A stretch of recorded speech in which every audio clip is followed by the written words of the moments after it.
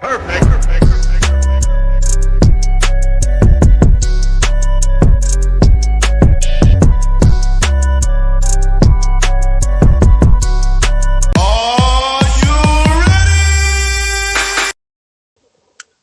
Wrong intro, Jim. I forgot to change the intro from Wednesday night. Welcome to Cigars and Sports, not the unlimited, not the unscripted sportscast. That's on Wednesday. My bad. It's been a long week. Hey, Hey, it's all good. It's all fucking good. Hey, Wednesday was a good show, I gotta say. I had to come in and represent with the friggin', the comments, and they weren't outlandish like they usually are. no, I you're had to add a little from afar, because the minute you guys said it's gonna be a short show, I said, no, no, it's not. I said, I'm gonna make these two go at least 45 minutes. And I think I succeeded. That and Will from all the other shows that Cricket does with him. So I think we I think we definitely succeeded in keeping the show at under an hour, but about 45, 48 minutes or so. No, it was good. It was 40. And usually when you get 45 minutes on a weekly show, Yeah. and the slow time of the season is actually a good number. You know what I'm saying? You and I do this every 2 weeks. We have no choice but to do an hour just because of the content. If we do this every week, we'll be more like an hour and a half. You know what I mean? Yeah. An hour. But we kind of cover a lot in just a couple of hours and stuff like that. So, and just in 2 hours, sometimes we're like, holy shit, I can't believe we went over that. And this, and we also offend a lot of people within 2 hours as well. we do. The specialty of offending individuals is definitely on full effect. That's just the way it goes. So, And if you don't like it, suck it. off is the direction of which you can fuck. Yep. Yeah. Oh man, so Jim, let's get it started as usual, my guy. I hear you got a new cigar that you want to try. Is this a new one that you haven't tried out that you were giving? I have not tried this one yet, but it delivery? is from Evan's hand to my hand over at South Shore Cigar, because again, your boy gets little perks here and there. Get a little, hey, try this out, see how you like it. When you're one of their favorite customers, you get to have these little perks, And so the cigar that he gave me is the Rocky Patel Gold Label. Mm-hmm. Wow, I have not smoked this yet. The one I was smoking before that I still have is the Disciple Rocky Patel. This is what I mean. Like, Rocky Patel puts out a lot of cigars within their line. Just look at that. That's just class right there. That's it's classy steak. It's a little small for my liking from ones that I have. No Diddy. On the show before. Yeah, no Diddy. Sorry out there. No Diddy on that one. But, I think the price point on it's like anywhere between $30 and $35 probably for it. I actually wish he gave me the $120 stick, but he didn't. Not a cheap cigar, but it's still anything Rocky Patel really, when you go high end, is really going to be between 25 and $50. They have the Conviction, which is like $120 a stick, which I didn't get the chance to try it. Honestly, I can't see myself spending $120 on one cigar. That's hard, man. I think the most I've ever spent is like $50, and that was when the Year of the Dragon Rocky Patel came out. You debuted that one here, I think you did, didn't you? I believe so. There was another one I was going to debut tonight, but then when I got this, I said, nah, this is going to overtake the other one, because it was San Giuseppe. And it's weird with that one because it's called the Panini, but I guess you can't find it in a lot of places, because when I posted it on Instagram, the one rep was like, yo, where'd you find that? And I'm like, I had to stop at Long Island Cigar on the way home, and I was in a mood for a San Giuseppe, and the price point was perfect because it was like $12. So why spend 16 and get two and pay 40 with tax when I could get three and pay 40 with the tax? So that one maybe I'll debut next few episodes or so. Who knows? Fuck it, maybe by then the Big Joe Gambino cigar will come out and I'll have my hands on that. So okay. Nice. Go ahead and wrap it up, man. Why don't you light it up? Let's see how that bad boy burns. You know the usual. You gotta give it the what is it? What is the inspection? The 20-point inspection that you guys give in the shop or some shit like that for a vehicle. See what happens. See how. Oh, I just sell fucking parts. Yeah, well, that's true. I don't know what fucking 20-point 10 inspection they fucking do. Half these mechanics don't even know how to diagnose a car anymore. They're asking me how to determine whether it's 4 or 6 cylinder. Count the coils, you fucking idiot. It's the parts. The Tommy Callahan, right? What is it? Yeah, I make car parts for the American working man because that's who I am and that's who I care about. I'm just checking the specs on the inline rotary girder. I'm retarded. That's right, baby. That's exactly what that is, man. We got. A lot of people go to school for 7 years, Richard. Yeah, they're called doctors. Don't get me started on Tommy Boy, because I could literally recite the whole movie here, and it would take up the whole fucking show. It would just be called Cigar and Sports Tommy Boy Edition. It's a great freaking. Anything Chris Hurley did was friggin' phenomenal. That was good. That was good. Black Sheep was friggin' hilarious. Black Sheep was hilarious. Him playing the bus driver and Billy Madison. Yep. I just want to jerk the wheel into a goddamn bridge embankment. Gone too soon, man. Fucking these guys really OD'd. I mean, he went out just like his item, Yeah. Well, cocaine's one hell of a drug. It'll do that to you. Yep. He definitely, that was his idol. He followed him all the way through the end. You ever see the aftermath pictures of that? No. Like somebody posted the pictures of him dead. No, I did not see that. It's the most grotesque thing in the world. Like he's like almost like purple. He's almost as purple as like Grimace from fucking McDonald's. It's like disgusting. Yeah, I was like, I saw that. I'm like, swipe up. I don't want to see this no more. But yeah, if you Google it, it's still out there. Really? That's crazy.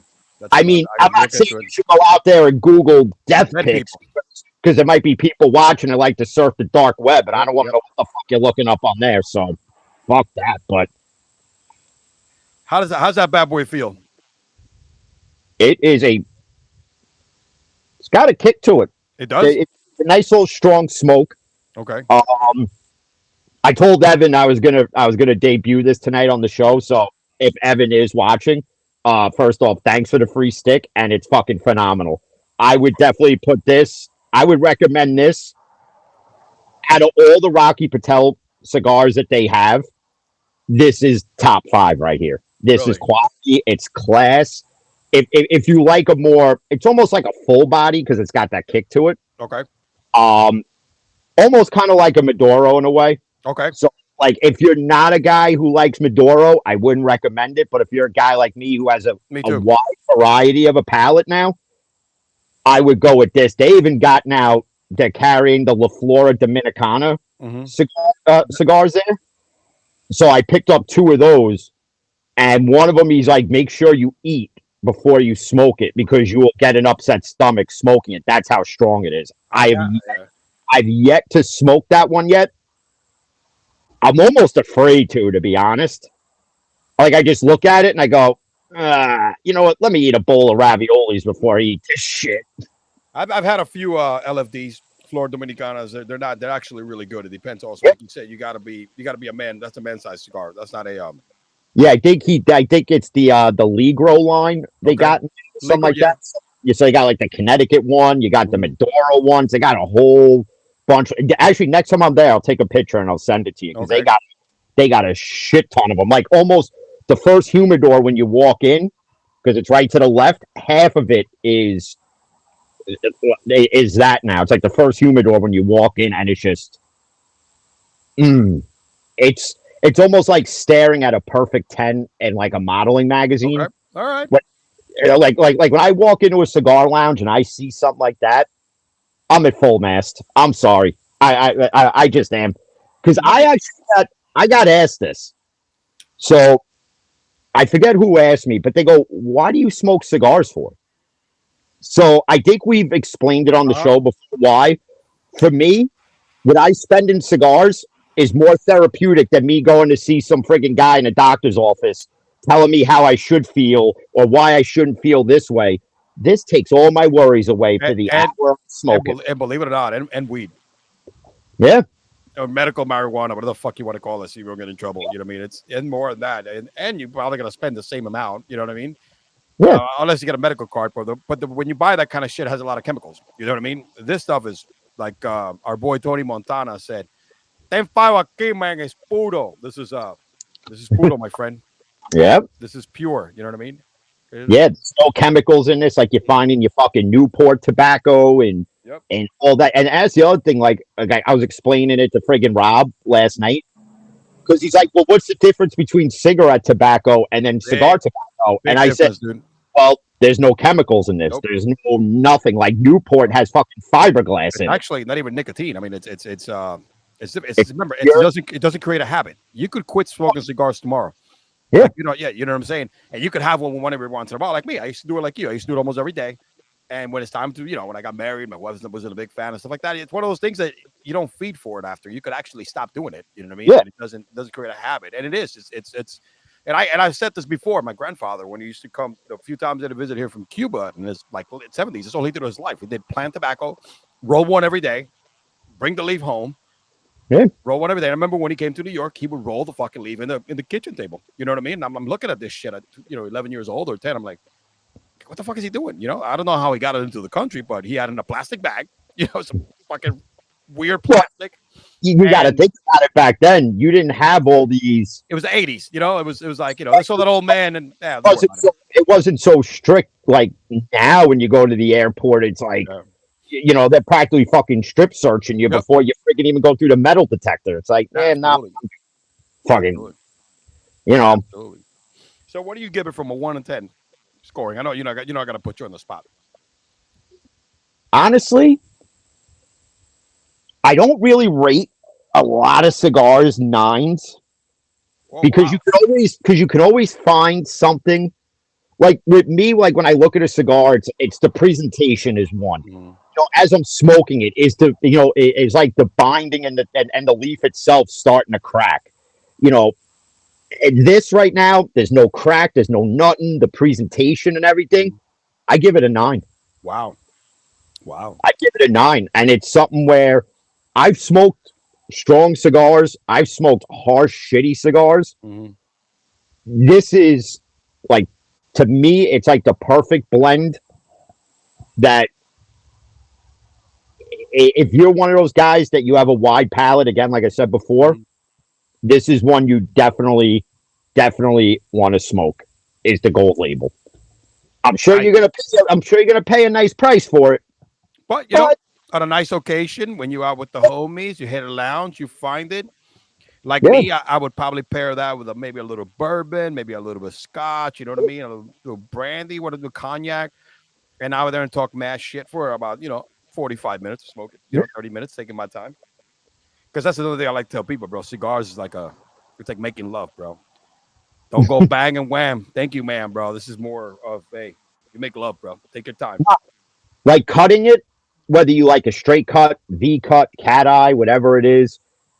Traditional straight cut, even to me, that's like the foreplay before really getting into it. So if you kind of want to sexualize it a bit, the cutting of it is like the foreplay. It's like, all right, baby, I'm gonna get you a little wet now, and then we're gonna have some fun.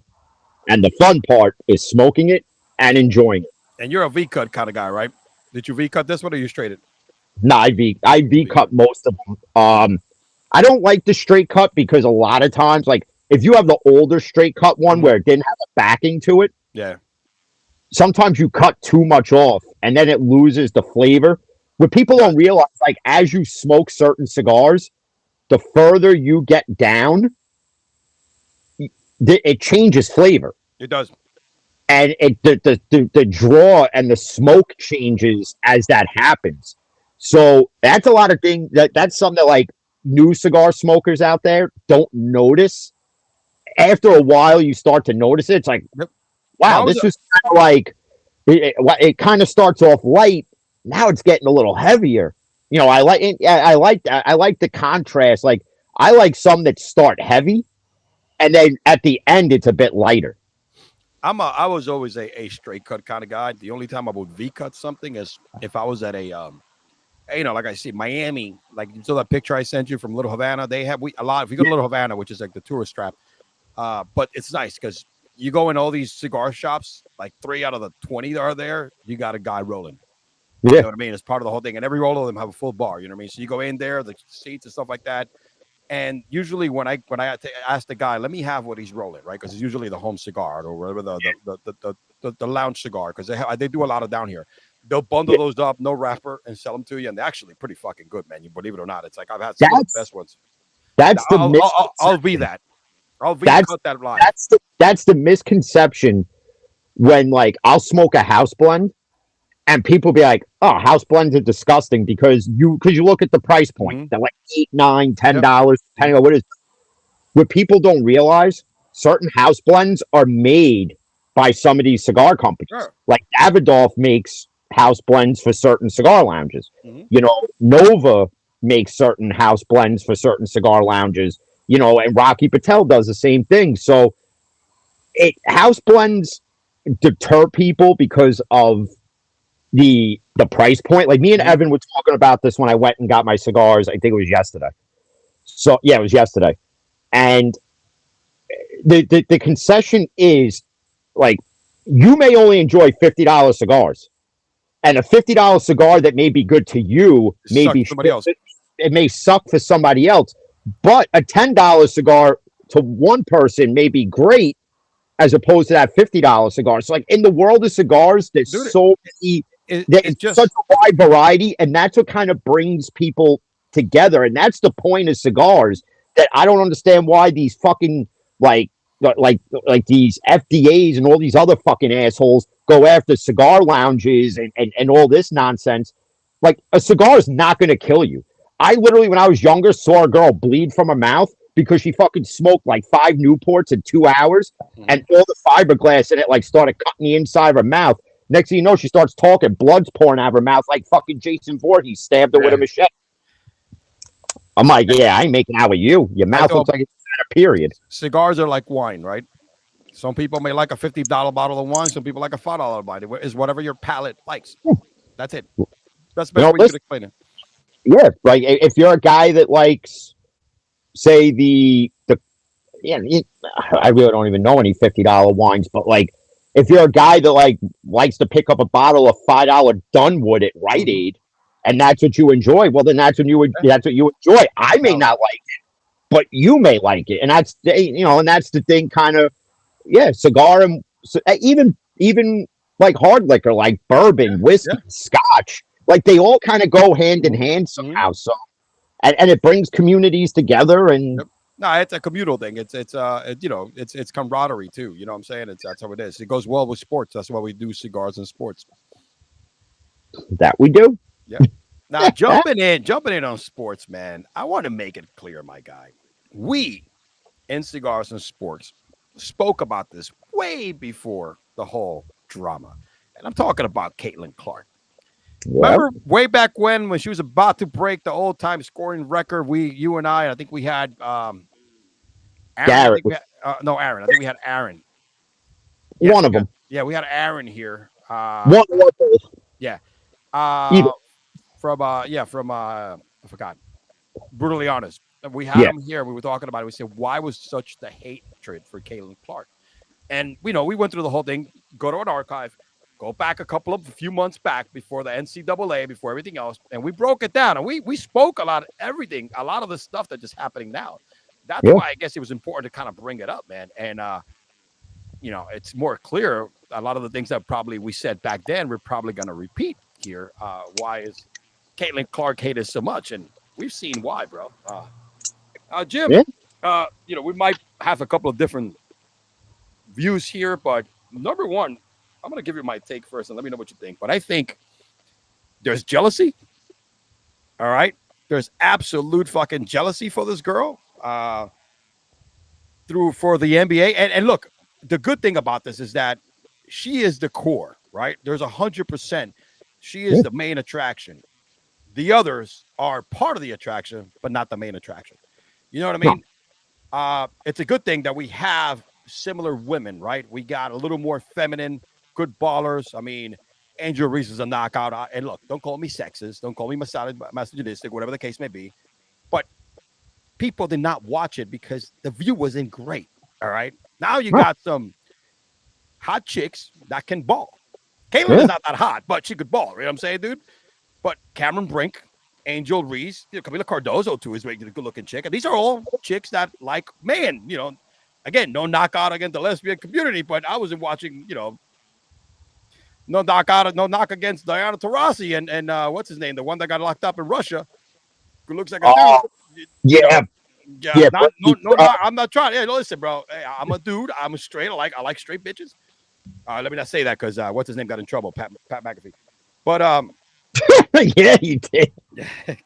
but honestly, man, I think that she is bringing something different, and the fact that she's getting the bag, and That's the reason for the hate. everybody's like, well, all these players that were there before have been balling us hard, blah blah blah blah. I get it, Yeah, they but have.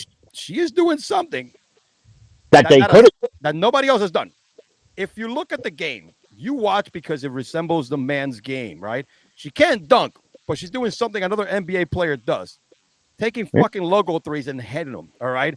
Big threes, averaging 30 points a game in college, handling the rock, stuff that you'll be like, wow, this is entertainment, fast Yeah. paced, all right? So guess what?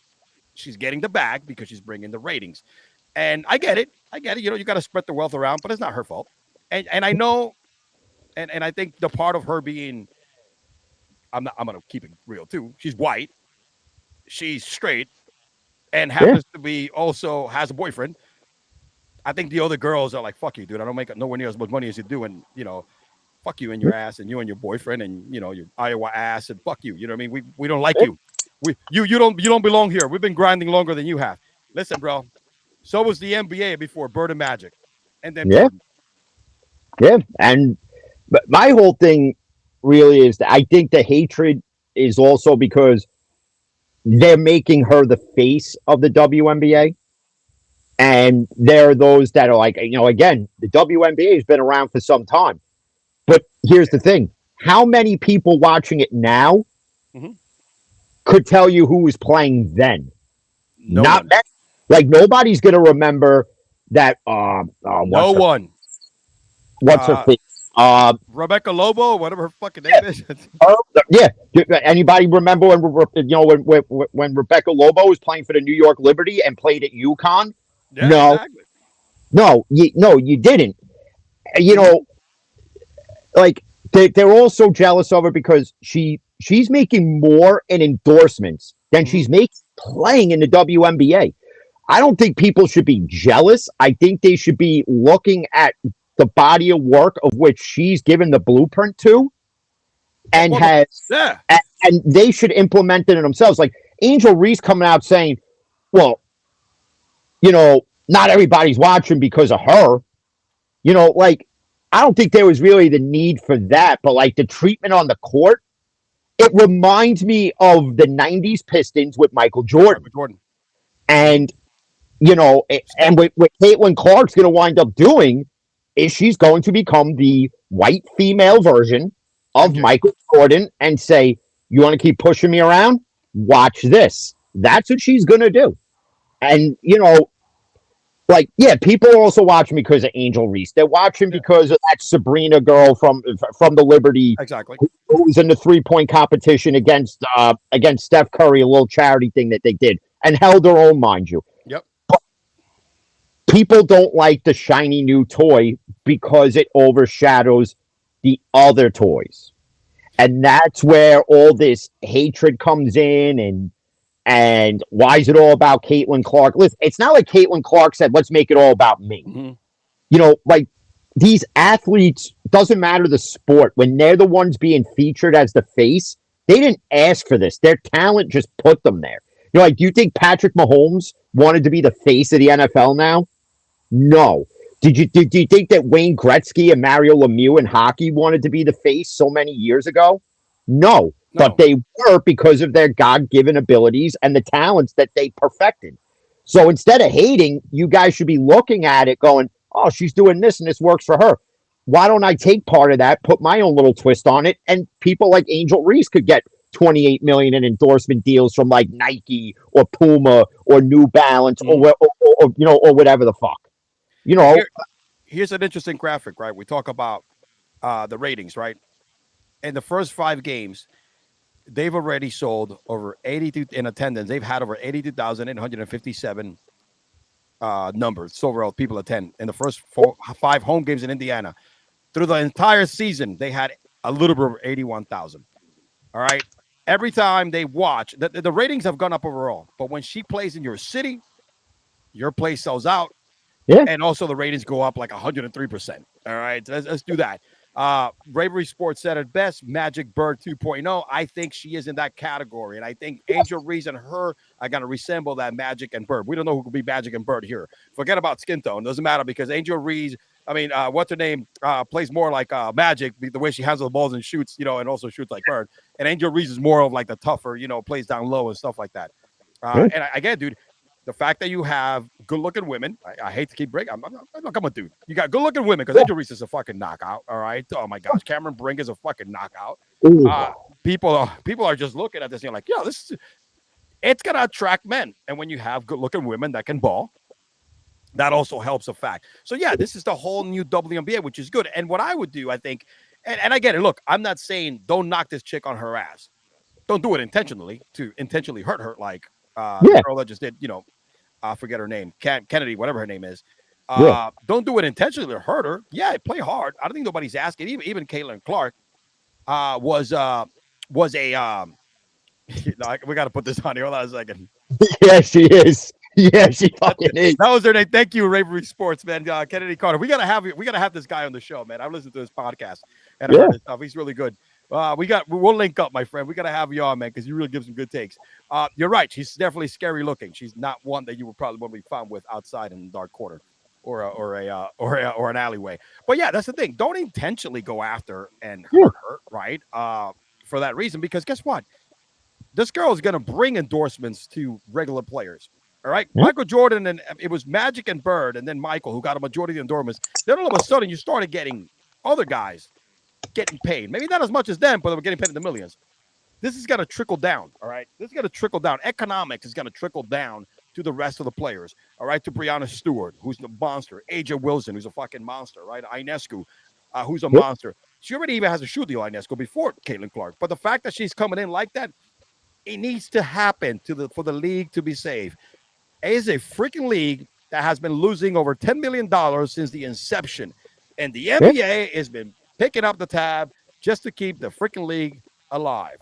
All right. So this is the first time that they actually have a face that is being recognized, not just by one side, but men are actually focusing in. And that's Yeah. who brings the money to the table. And what people have to realize is, like, again, when you look at the blueprint that Caitlin Clark has designed for her own Mm-hmm. success, when there's more money coming in, and like you said, it'll trickle Mm-hmm. down to the regular It players will. getting bigger deals. Are people mad at a guy, say, like, take the NFL? Justin Mm-hmm. Jefferson just signed that huge deal. Yep. Yep. Yep. He reset the market for wide receivers. Caitlin Clark is going to reset the market for Mm-hmm. women's basketball. So instead of sitting there trying to fucking assault her on the court, why don't you be appreciative of it? Listen, I get, there's people out there, again, oh, well, she's white, she's this. Listen, if you want to make it about skin color and all that, I don't want to hear none of That's that. your problem. I think it's stupid. It's stupid to make it about skin color. Just take it based on the talent alone. Like a lot of people, like they should have built the WNBA around what's her face, Aja Wilson. Yeah. You can make a valid point for that. I don't know because I don't watch the WNBA. Maybe Me I should neither. start. I Maybe I watch should start. I I don't watch know. it now when only she plays because I'm interested in the way she plays. No knock against Aja Wilson. You know what I Yeah, mean, dude? It's I just like I'm a Steph Curry fan by nature, and I guarantee you, all the male that watch her, it's because they like the way Steph Curry plays because she plays similar. Not that she has the great handles like Steph, but the chick can fucking shoot the lights out like a man. She is taking yeah, step backs, all right, doing moves and combos that guys do. That's why she piques the interest, right? it's not a boring game to watch of throw me the ball down low and I'm just going to score with layups. That's the bottom line. That's my take on why I do that. I mean, look, she is killing the league. First in all rookies in points per game, assists per game, field goals per game, 3 points made, fast and free throws, second in block, and in blocks per game, third in rebounds per game, third in steals per game. I mean, look, she's like May Rookie of the Month, and this is with her still not even playing at her best. You know what I mean? What? She's got to get better. She's got to get stronger, and I think she's one of these people that is going to be resilient because she's been getting this kind of attention and hate pretty much throughout the last 2 years of college. So I think she is. I don't think she's gonna like quit or tap out. I think she's pretty mentally strong as well. No, and nor should you tap out or mentally quit. If anything, you only get stronger in the face of adversity when it comes to that. So, I mean, I understand part of it, like why I would say I wouldn't. They're more annoyed because it's like you guys are just taking this one person and you're focalizing on her, and we have all these other talented women that are playing, and yes, you do. But here's the thing: were these women before her bringing in people? Were women before her selling out these stadiums that they are now? No. Ratings are nowhere near as high. That's what you're annoyed about because you failed from the inception to do this, and it took I wouldn't say just one. It took a handful of women to do it in a shorter span, and it took you to do it in what, almost 2 decades? I mean, you heard the expression, "Don't kick a give horse in the mouth." Yeah, that's exactly what they're trying to do. Again, play hard. Don't give her anything, light. Right? It's part of the game, but don't intentionally try to hurt somebody. No, and that's what Carter tried to do. I mean, the ball wasn't even near. All of a sudden, she's like running up to her like they're on the ice and trying to board her into the glass. She goes, "You bitch!" I fucking nailed her in there. Whatever. You know what? There wasn't even a need for that. It's like one thing if she was driving through the paint, you want to do that. Yeah, I'll give you that. Yeah. But nowhere near the ball. The ball's not even in play, and you're doing that. And fuck out of here with that. So Draymond Green, and you probably saw this on my TikTok account, but Draymond Green said that somebody needs to invest in an enforcer, and Kennedy Carter, whatever, she was also went in there and said, "Man, shut the hell up, bro." You know what I mean? It's like she's even called them out. But the funny thing is that Clay Travis, who he used to do sports, he still does it every once in a while. Did you see his take on who they should have as an enforcer? Social media. So.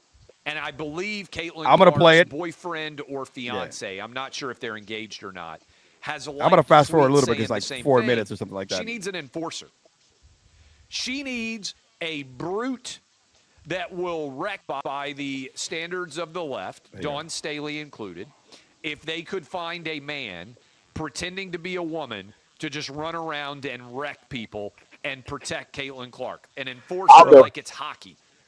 Go find Dennis Rodman.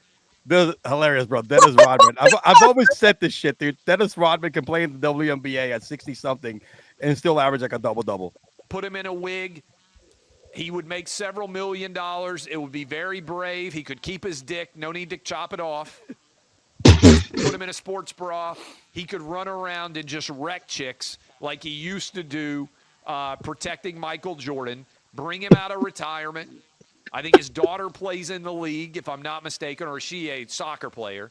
Anyway, put Dennis Rodman in a sports bra. Dude, 60 years old, still would be a dominant player in the WNBA, and just tell him, bad boy style, we want you to go out and protect Caitlin Clark. Anybody that fouls her too hard, you wreck that bitch. Dennis Rodman could do that job today. He could. It would be heroic. Oh, man. Kim Jong-un in North Korea would be very supportive. Might bring the world together. Kim Jong-un might turn into a huge WNBA fan, too. Back in the day, they used to wreck Michael Jordan. Dennis Rodman flipped sides, and then he became a Jordan bodyguard. Go and just wreck bitches, put a wig on, claim that you're trans. He already got married in a wedding dress. Dennis Rodman probably loved that, like to dress up like a chick already. Guys walking around in a mini skirt banging Carmen Electra back in the day. I don't know how he did it. But Dennis Rodman banged more good-looking chicks. That was the 90s, man. Didn't matter. You paid the dude to put on mini skirt and high heels and just bang hot chicks like crazy. I don't know why they liked it. They did. Maybe he could bang some of these WNBA players if they weren't all gay. Put him in a skirt. Put him in a sports bra. Just put him on the court. Let him wreck chicks. I'm telling you, I'd watch. Every single one of you watching me right now, if 60 or how old is Dennis Rodman? Hopefully he's still alive. Somebody look up. Adam looks up how old Dennis Rodman is. You put Dennis Rodman in a WNBA uniform on the, what are they, the Indiana Fever, and you said, Dennis Rodman, I got a fever. We don't need more cowbell. We just need more chicks getting wrecked. Anybody puts a hand on Caitlin Clark, you knock the crap out of that bitch. You make her pay, every single one of you would watch. Oh, he's right, dude. It's a 5-minute video. That was the most. He had to have watched Joanna Man before even coming up with that. Yeah. He had to watch that. Oh my God. Yeah. I don't know what women were thinking in the 90s. Now thinking about it. Dude, he had the hot hose, bro. You let a dude bang you with a dress on. I mean, hey, to each his own. Carmen Electra, though, from what I heard, was one kinky bitch. So probably still is. What are you talking about? Oh shit! That shit doesn't change. Yeah, that's right. He loved playing with Michael Jordan, dude. And Michael Jordan loved playing with him. I mean, remember that was actually Dennis was a big reason why Michael started getting his ass kicked. Because people thought about a second time to be like, oh, if I'm gonna wreck Michael, somebody's gonna fucking wreck my ass. You know what I mean? So. Oh, that's pretty funny, bro. Yeah, I said, let me share that with Jim, and I think that was freaking hilarious, man, in regards to that take.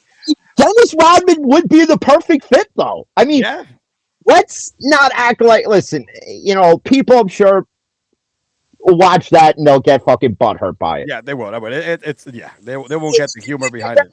You have to understand, they're not really going to do that. No.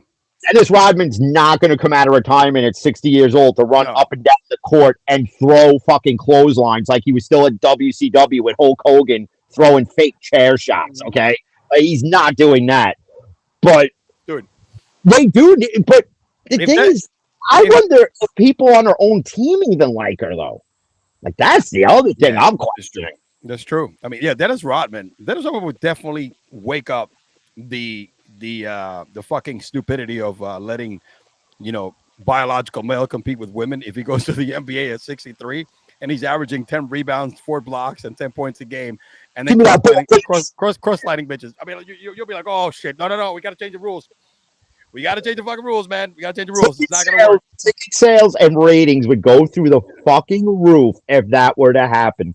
If Dennis Rodman really came out of retirement, wore an Indiana Fever jersey, put on a sports bra, even if they put fucking Kleenex in there to make it look like he had 8-cup titties, okay? I'm telling you, I'd watch it just for the pure enjoyment to see women go up for like a fucking layup, and there he is like he's Goldberg and just fucking spear them into the front row.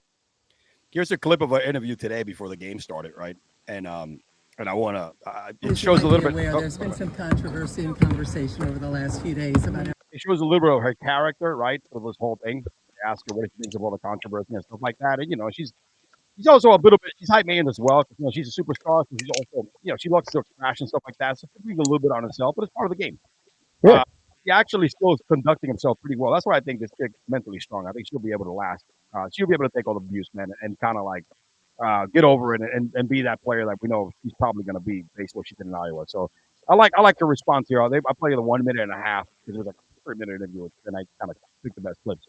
There's been some controversy and conversation over the last few days about everything that happened in the Chicago game. Curious how much you pay attention to that, if at all, and what your thoughts are, what your take on that is. Yeah, I mean, I'm not on social media, so I don't see a lot of it, but you would be surprised. Like, I still have my TV on in my house, and, like, I'm watching sports. Like, you're still aware of it, and you still see it, but other than that, like, my focus is basketball. Sometimes it stinks how much, the conversation is outside of basketball and not the product on the floor and the amazing players that are on the floor and how good they are for their teams and how great this season has been for women's basketball, going from college basketball to now the WNBA. Some of the crowds are, unprecedented and had never been seen before. The viewership's amazing. But yeah, you did that. I try to block it out. I don't have social media on my phone. Like, I don't go on it. I don't see a lot of it, but I don't really think it's that different from, when I was in college. Like, everybody's going to have their opinion. Everybody's entitled to their own opinion. That's just what it is. And I think you just got to be focused on what's in your locker room, what's in your organization, how your teammates feel, how your coaches feel. And for me, like, that's my focus. But also, like, I have a job to do at the same time. So, that's where my focus remains.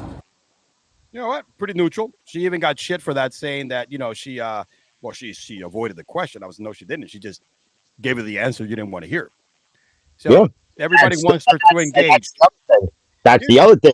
You ask her a question, she answers it, but it's not how you wanted her to answer it. So now it's another thing that you fucking twat waffles out there get all fucking cunty about. Like, she didn't answer it the way I wanted her to answer it. She don't have to answer it the way she wants. She don't have to answer it the way you want her to answer it. Because guess what? She don't speak for you. She speaks for herself. Do people get pissy if they ask Patrick Mahomes a question and he's brutally honest about it, and you didn't like the way you know what they say? Oh, that was gutsy of him to say it that way. But because it's Caitlin Clark, it's no. Right now, right? She the Fever is fourth quarter 75 70 77 75. I mean, they're playing a shittier team. I mean, they have a really bad team. But Caitlin Clark has 25 points. She's hit 7 3-pointers. I haven't seen any highlights, but I'll guarantee you she's already hit a couple of logo shots. Right. And this is the next thing I want to compare, right? I get it. Let's look at the rookies. I'm going to compare her with Angel Reese, Cameron Brink, Camila Cardozo. These are the top rookies, right? These are the ones that are the ones in the public eye, especially Angel Reese, who is, they go back, man. They've had this feud, which I like it. It's Magic and Bird, back in college and here. That needs to happen. Somebody needs to be there with her. But when we compare numbers, what the hell is that noise? Is that me or you, man? Nah, it's the neighbor behind me with his fucking piece of shit, stupid ass Miata. He still thinks he's in fucking Too Fast, Too Furious. How old is this fucking Seattle-looking motherfucker? What the hell is that, man? It's like, I was gonna say, I thought you had a vibrator or something in the fucking car that went off by accident. It's like, no. The Rapminator 9000 started going off, and the fucking batteries there on the bottom seat, man. I don't know what kind of shit you get into, but No, I don't need any of that. No. Anyway, I'll use that on a woman to get her. No, I didn't say it on you, bro. I was talking about using, For fucking me to get off. It's real simple. Just fucking, and that's it. Just fucking sit on me. Caitlin Clark, averaging 15.6 points a game, 5 rebounds per game, 6.4 assists. Right. She's actually shooting like 35% overall, low on the field goal percentage. However, 30-29 from 3, but she is still having the better season. Angel Reese, she's played 9 games. She's averaging 11 points per game, 9 rebounds, almost a double-double. It's respectable. She's shooting 33% from the floor, less than Caitlin Clark, and of course, she doesn't take a 3. Cameron Brink, who was the second pick of the draft. And by the way, man, she wears some killer outfits. You know what I'm saying? Oh, so does Kelsey Plum. That's true. Kelsey Plum, too, and she's doing great. 8 points per game, 5.4 rebounds per game, 2.1 assists. She's shooting 35 from beyond the arc, close, higher on the percentage of field goals, but she doesn't take a lot of shots. And then Camila Cardozo, who's only played like 3 games, 4 points per game, 1 assist per game. This is the face of the league. You could tell it's definitely Caitlin Clark above all of them, and then Angel Reese closely behind from a standpoint. 2 different type of players, right? That's why. But the more exciting gameplay is definitely Caitlin Clark. So again, man, look, give her the hard time that you need to, but don't kick a gift horse in the mouth, man. You know what I'm saying, bro? This is your the person that's gonna fucking the trickle down effects is real in the NBA. If it wasn't for Michael Jordan, I mean, first Larry Bird and Magic were the first big endorsements, right? $1 million for this stuff like that, and Magic fucked up because Jordan. Nike went up to him and said, "Hey, man, we're a new sneaker. No, never mind. I'll stick with Adidas. It's going to give you a lot more money." Because Michael Jordan has said, "Forget about the big money. I just want a piece of the pie because I'm going to sell a shitload of sneakers." That was his mom, actually. So, but then it was crazy because after Jordan, all of a sudden, dude, Charles Barkley had a line of sneakers.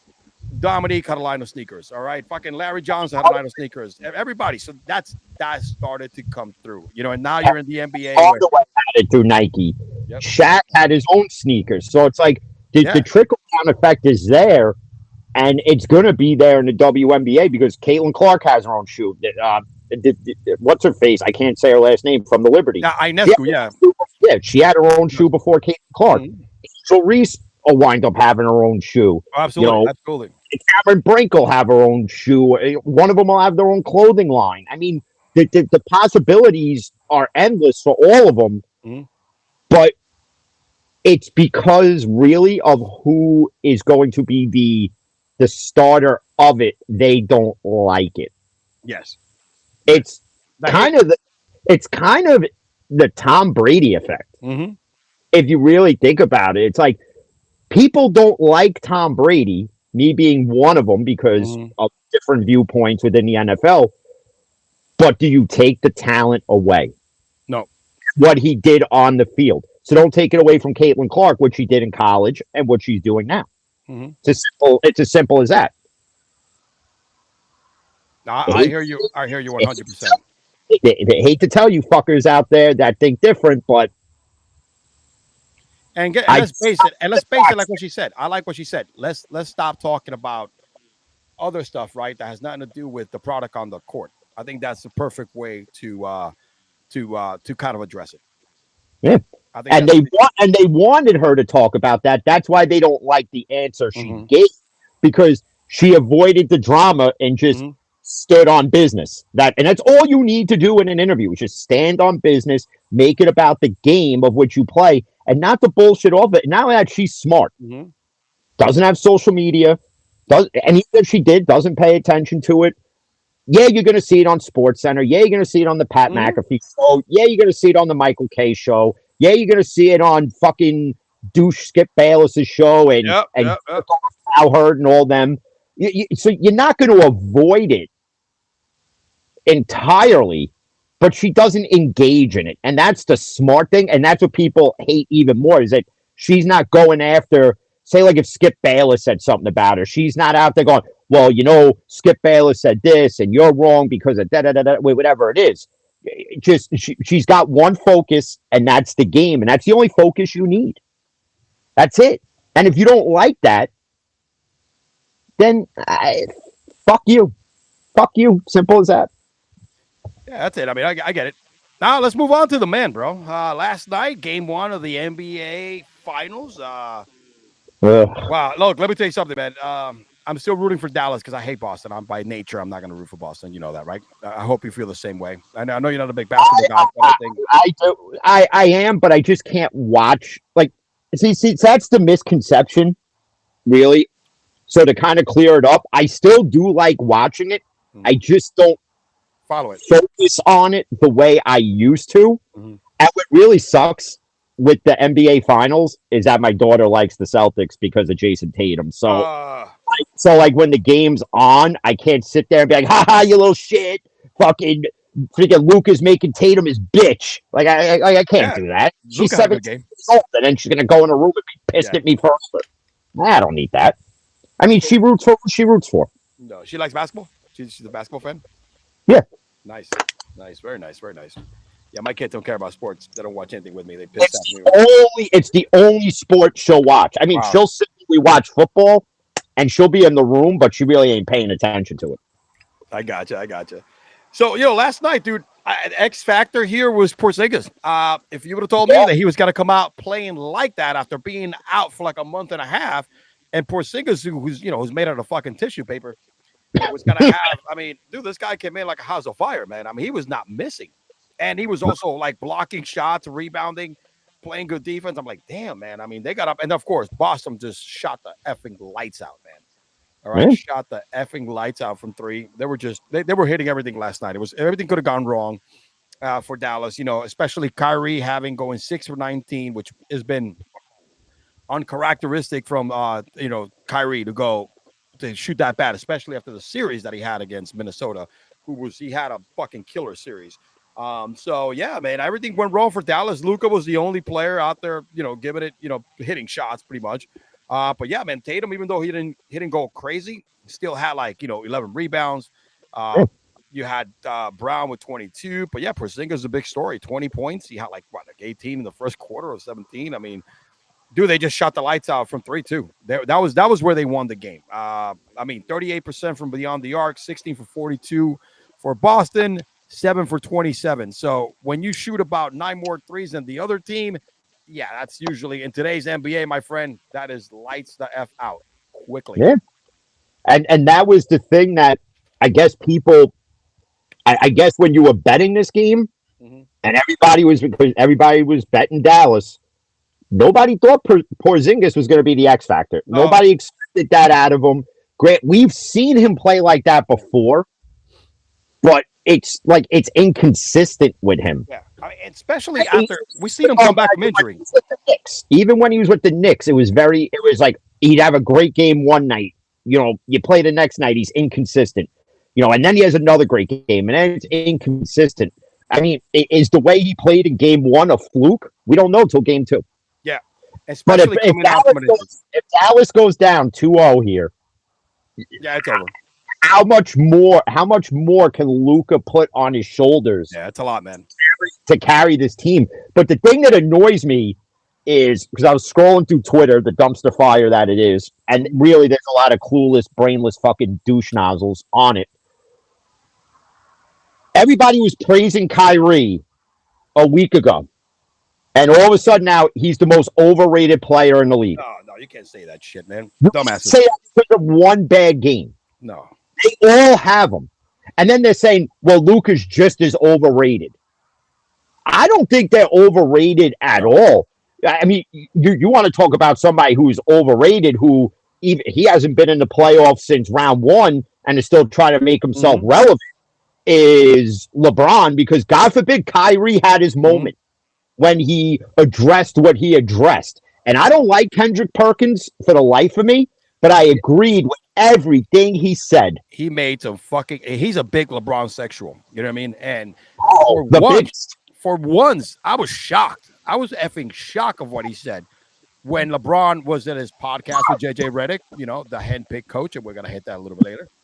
Yeah. He said that, Kyrie, man, I miss playing with him, and I love where he's at right now, but I hate it at the same time, because, and again, here's LeBron James making it about himself. Pendrick was right. Here it is, LeBron James. It almost happened. Kyrie and LeBron almost were back together. There was a deal in place with the Nets. And Westbrook was going to be the piece that got moved. And then Dallas kind of just swooped in. And I'll be honest, Kyrie made the best decision to go to Dallas. Yes. Because he and Luka, I think you addressed it with cricket a few weeks ago. With the way they both play, you didn't expect it to work. Nobody did it. But it works. But when this person on Twitter, I forget his name because I would love to just fucking bash him some more. He even goes, LeBron's the reason why the Cavaliers won that championship. And it's like, no. First off, Golden State had a collapse, one, and that collapse is because of Kyrie shutting down Steph Curry. He destroyed the unanimous MVP. This goes down to give the man credit where it's due. Take the past shit he said and done and put that behind him, because that's what he's doing. He's matured, and I don't think people want to see that, because God forbid you see a mature Kyrie Irving. God forbid you see that. It's insane. No, LeBron's a little bitch, dude. He's so full of himself. And it's funny because now that you mentioned that, I don't want to go back to Caitlin Clark, but they asked him the question. I was like, I've been there, man. I was that guy. I was Caitlin Clark, when I was coming in. Everybody did not like me being the face of the league at such a young age and blah, blah, blah. First of all, he wasn't the face of the league at a young age. Completely different. Kobe was still around. Tim Duncan was still around. All right? Dirk Nowitzki was still around. Shaq was still around. All right? No, my friend, you were not the face of the league. It was, yes, you were the chosen one. No doubt about it. You eventually were going to be the face of the league. However, big difference. But again, he's taking the moment to go ahead and make it about himself. The selfishness is always there, man. He's not even the face of the league now. And to be honest, was he really ever the face of the league? Yeah, I think he was. After Kobe, maybe for a period, but then you had Steph Curry come into the league. Now you have Tatum in the league. Now you have Luka, and you have all these other guys now that they're taking the spot. So the NBA right now has multiple faces to the league. If you really want to be honest, they do. They do. And those that those that agree, great. Those that disagree, listen, you're entitled to your opinion. Again, we're all allowed to have them.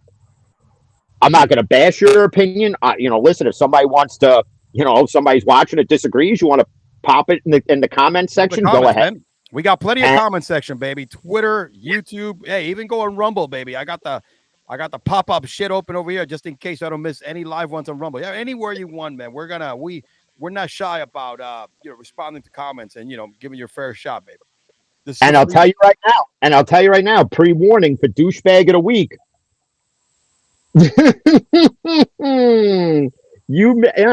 Steeler fans, I'm just letting you know right now.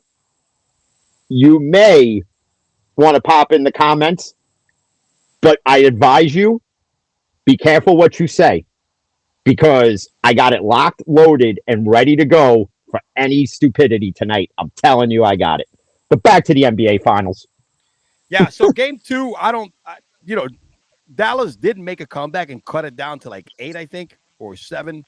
And it was like 7 or 8 the last ice. 7 or 8, and then then just was it too long of a lead. But I remember Dallas has been in this situation in 3 out of the 4 games in the playoffs, right?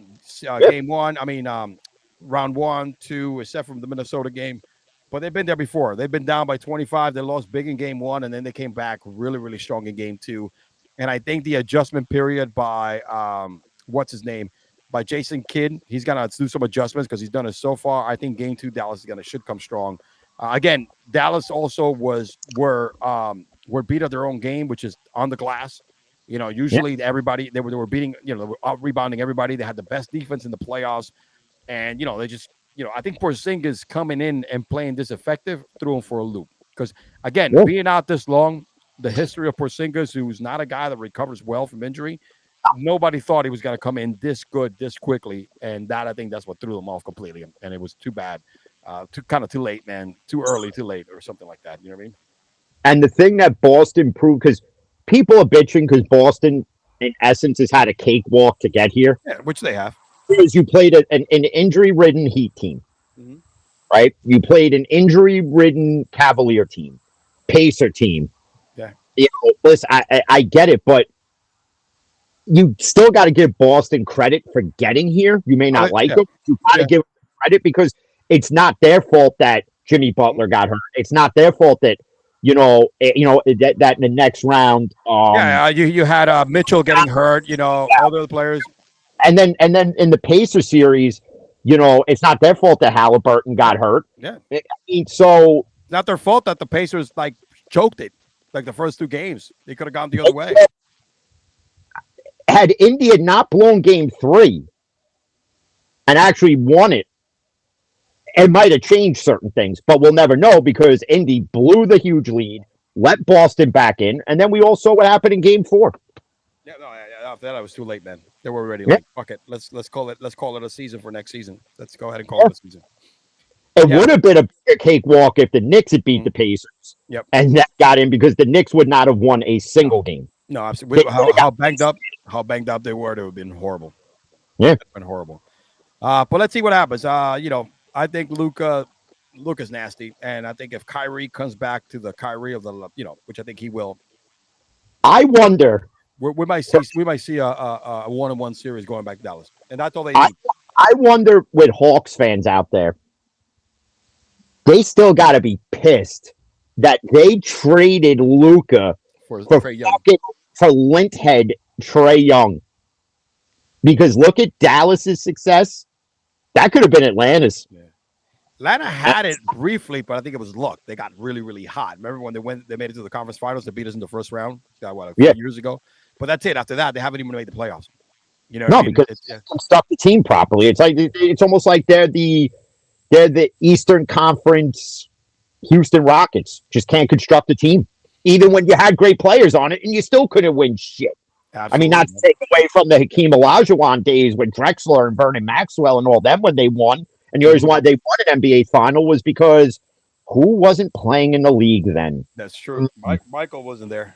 Jordan was not playing then. So Michael Hakeem wasn't there. Olajuwon, I think that's why Hakeem Olajuwon, when they ask him who's the GOAT, that's why he gives it to Jordan, because if it wasn't for Jordan, Hakeem doesn't have his rings. It's true. It's true. I mean, You Hakeem was always the gotta best thank player. Michael for something. Hakeem was the best player. Oh, he Right. was. And He during was those 2 nasty. years. During those 2 years, he was just a complete animal. I think people underrated Hakeem Olajuwon, and it's because he played in Houston. I think if you had Hakeem Olajuwon on, say, the Lakers, the Pistons back then, the Celtics, say if the Knicks didn't have Ewing and they had Olajuwon, I think people would have Olajuwon higher in their like ranking of like top 15 players of all time. I think he'd be a little higher than what he is. Like, I put him in the top 15 because you and me got the luxury of seeing him play. Absolutely. A lot of these younger cats out there, they didn't get to see guys like Olajuwon play, or even Clyde Drexler, for that matter. In his position, he destroyed every center. All right. Yeah. That included Shaq in his prime MVP season, swept. David Robinson. All right. They whatchamacallit? I mean, Patrick. Patrick was probably the best that played Hakeem. You know what I mean? And he still couldn't get him. He was really great, man. I mean, what you saw from that center, the baseline moves, the up and unders, he would dribble and like hit pull up jump shots on you, right? And all that kind of stuff, man. I'm like, holy cow, dude. It was so good to watch, man. And I hated that he beat our teams. You know what I mean? So I was actually in that NBA Finals. I was pulling for you guys. oh man, I was too, man. See Houston win. I'm like, this fucking Rocket team shouldn't even fucking be here. I know, I'm like, man. this got this, and Starks misses that 3, and it's like, Well, Starks was like 1 for fucking 10 in the last, 1 for 19 in Game 7. That was it, man. Starks did hit like 4 shots. You know what I mean? It would have been a different story. I was screaming at the TV like Van Gundy could hear me, and I'm like, tell him to stop shooting the fucking 3. I was doing it for OJ, damn it. All right, you know what I'm saying, dude. And staying on the basketball tip, dude. As you know that right now the biggest rumor was like JJ Redick really was a shoe-in for this Laker job, right? And of course it makes perfect sense, right? You know, he has a podcast with LeBron James. We've been hearing JJ Redick a lot. I mean, JJ Redick has never coached. JJ Redick is a smart guy. You know, he can call games really good. You know, was one of the best Duke players of all time. Had a decent NBA career for somebody that didn't have the athletic ability, but he worked hard. Great shooter, you know what I mean, and really had a decent NBA career. But all of a sudden, man, I think the Lakers threw a curveball at LeBron without him expecting it, and actually did something that, as a team owner in Jeannie Buss and as a VP of in the front office for Pelinka, aka Rob Lowe 2.0, they threw this curveball at their meeting that Hurley is met with them today. I think it's done. They met. I don't think they signed him though. No, I think he saw. I could have sworn I seen a notification earlier today that it's done. I don't know what the number. I could be wrong, but I haven't seen anything today. Let me see. But if it is done, Jeannie Buss must have talked to Pat Riley. Yeah. And Pat Riley said, "Listen, when are you going to stop letting this guy play owner, GM, head coach? Stop letting him handpick everybody. You have these people. You have a hierarchy of people that are supposed to construct your roster. Let them do their job." Now, again, I'm just hypothetically saying Pat Riley spoke to her, but imagine if he really did. That would be the cherry on top of the sundae for me. They like said Pat Riley's still sticking it to LeBron after all these years. They said no, he hasn't signed yet, but they say the rumors are, a couple of articles that I read, is that they're about to they could offer him like up to $100 million, bro. Oh my gosh, imagine. Well, I mean, let's put it in this perspective for Lakers fans that are probably watching or will watch this. Would you rather, knowing the fact that your team has been what it's been for the past, even before LeBron, Mm-hmm. all right, would you rather have the unknown in JJ Redick or one of the greatest college basketball coaches that are out there? Mm-hmm. To me, it's a no-brainer. You go with the guy who could coach college basketball. The Laker job is like getting the Yankee manager job. Yeah, You can't give it to a guy who's never managed. That's why when the Yankees signed Aaron Boone, I wasn't for it. Mm-hmm. Like, I wasn't for it at first. And I think if they get JJ Redick, if they decide, you know what, LeBron says JJ would be the better fit, here comes all the backlash. It's coming. It's coming, so. The only reason why he wants JJ Redick is just like Darvin Ham, another scapegoat, right? When things go south. That's LeBron's MO. We've seen this picture 9 fucking times. All right. This is what he does. You know what LeBron James is? LeBron James is the Vince McMahon of the NBA. That's what he is. He uses his power when it fits him best and abuses the shit out of it. Yeah, see, a Laker fan. I didn't even realize he was a Laker fan. Yeah, man. But he's right. As a fan, I'm praying for Danny Hurley too. So would I. I mean, think about this, right? They asked LeBron, does he have any input on the coaching hiring? And he was like, all of a sudden, you could tell he was sour as shit. And his quote was like, no, I have nothing. Whoever the Lakers hire is what the Lakers are going to hire, to make sure that the organization is in good hands after me. In other words, he said, fuck it. I want JJ Redick. Now they threw a curveball in Danny Hurley. Well, nobody told me anything because nobody has to tell you anything. Your job is to get on the court and play hoops. Your job is to win games. Your job is to win games and bring an NBA Finals trophy back to the Lakers. Like if the Knicks were looking to get rid of Tom Thibodeau, right? Mm-hmm. And you, I already know where you're going to go. But if there's Knicks fans watching as well, would you rather have Dan Hurley or JJ Redick? Fucking A, absolutely, dude. What you seen Danny, right? Danny is old school, bro. Yeah, no shit. I mean, dude, he will go out and go throw hands with the players, put the players in their spot, go throw hands with the refs. I mean, he is like one of those few guys. He's still new age, right? But he's that type of old school mentality. He's still got to, play to these kids, skill set, and you still got to be able to adjust to this new age pussification, right, of the youth. But however, he's that type of guy that LeBron's gonna come to and be like, hey, F you, and here's a sad part about this whole thing, right? And Stephen A, which, sometimes I clash with Stephen A because he's just out there sometimes. But he did say one thing. I was like, Danny Hurley's a great coach. He's proven himself, right? And he does deserve a shot in the NBA. However, why get rid of Darvin Ham? Because he could have given you the same output from a guy that's been there now 3 years. He took it to the NBA Finals 1 year. You were out in the first round, but he did not construct that team. You know what I mean? So, again, Darvin Ham has shown success, and Darvin Ham will get a job. Yeah, he will get a job because he's shown himself like he's a really good coach. And he's able to maneuver his way in. But however, man, between JJ Redick and Danny Hurley, give me Danny. JJ, I like JJ, but he's not. He's clearly handpicked by LeBron, dude. I mean, look, I am not. The guy does a podcast with him. There's a reason why they're doing a podcast. You don't think they constructed this when you know what? Hey, let's get together and do a podcast. Oh, and by the way, I'm getting Darvin Ham fired, which, by the way, a lot of teams that would be looking for a head coach would take Darvin Ham because they know he was the scapegoat in LA, that they would be like, well, let's see what you can do with a team that we construct for you. And if Darvin Ham wins a championship, let's say Darvin Ham went to, I don't know, let's say Milwaukee. Yeah. Let's use a team where you don't need a big three to win it because Giannis already proved it. You got a team in place.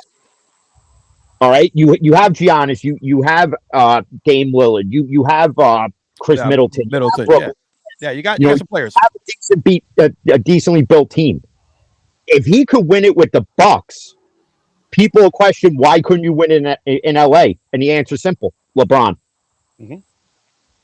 That's right. What if he went to, say, Phoenix and won a championship there? Why couldn't you do it in LA? Because of LeBron and all the backstage politicking and all the bullshit that comes with it. Again, I'm not bashing LeBron's on the court play, because to play at the level he's playing at the age he's playing at, is phenomenal. But it's the shit behind the scenes that we are now getting exposed to and have been getting exposed to. Bro, it's becoming. That's why a lot of the LeBron sexuals are now going this way. They're walking away from it because they know they can't defend it anymore, because now it's out in the open. It's like when Trump ran for president, right? And he pulled the curtain back to how things really work.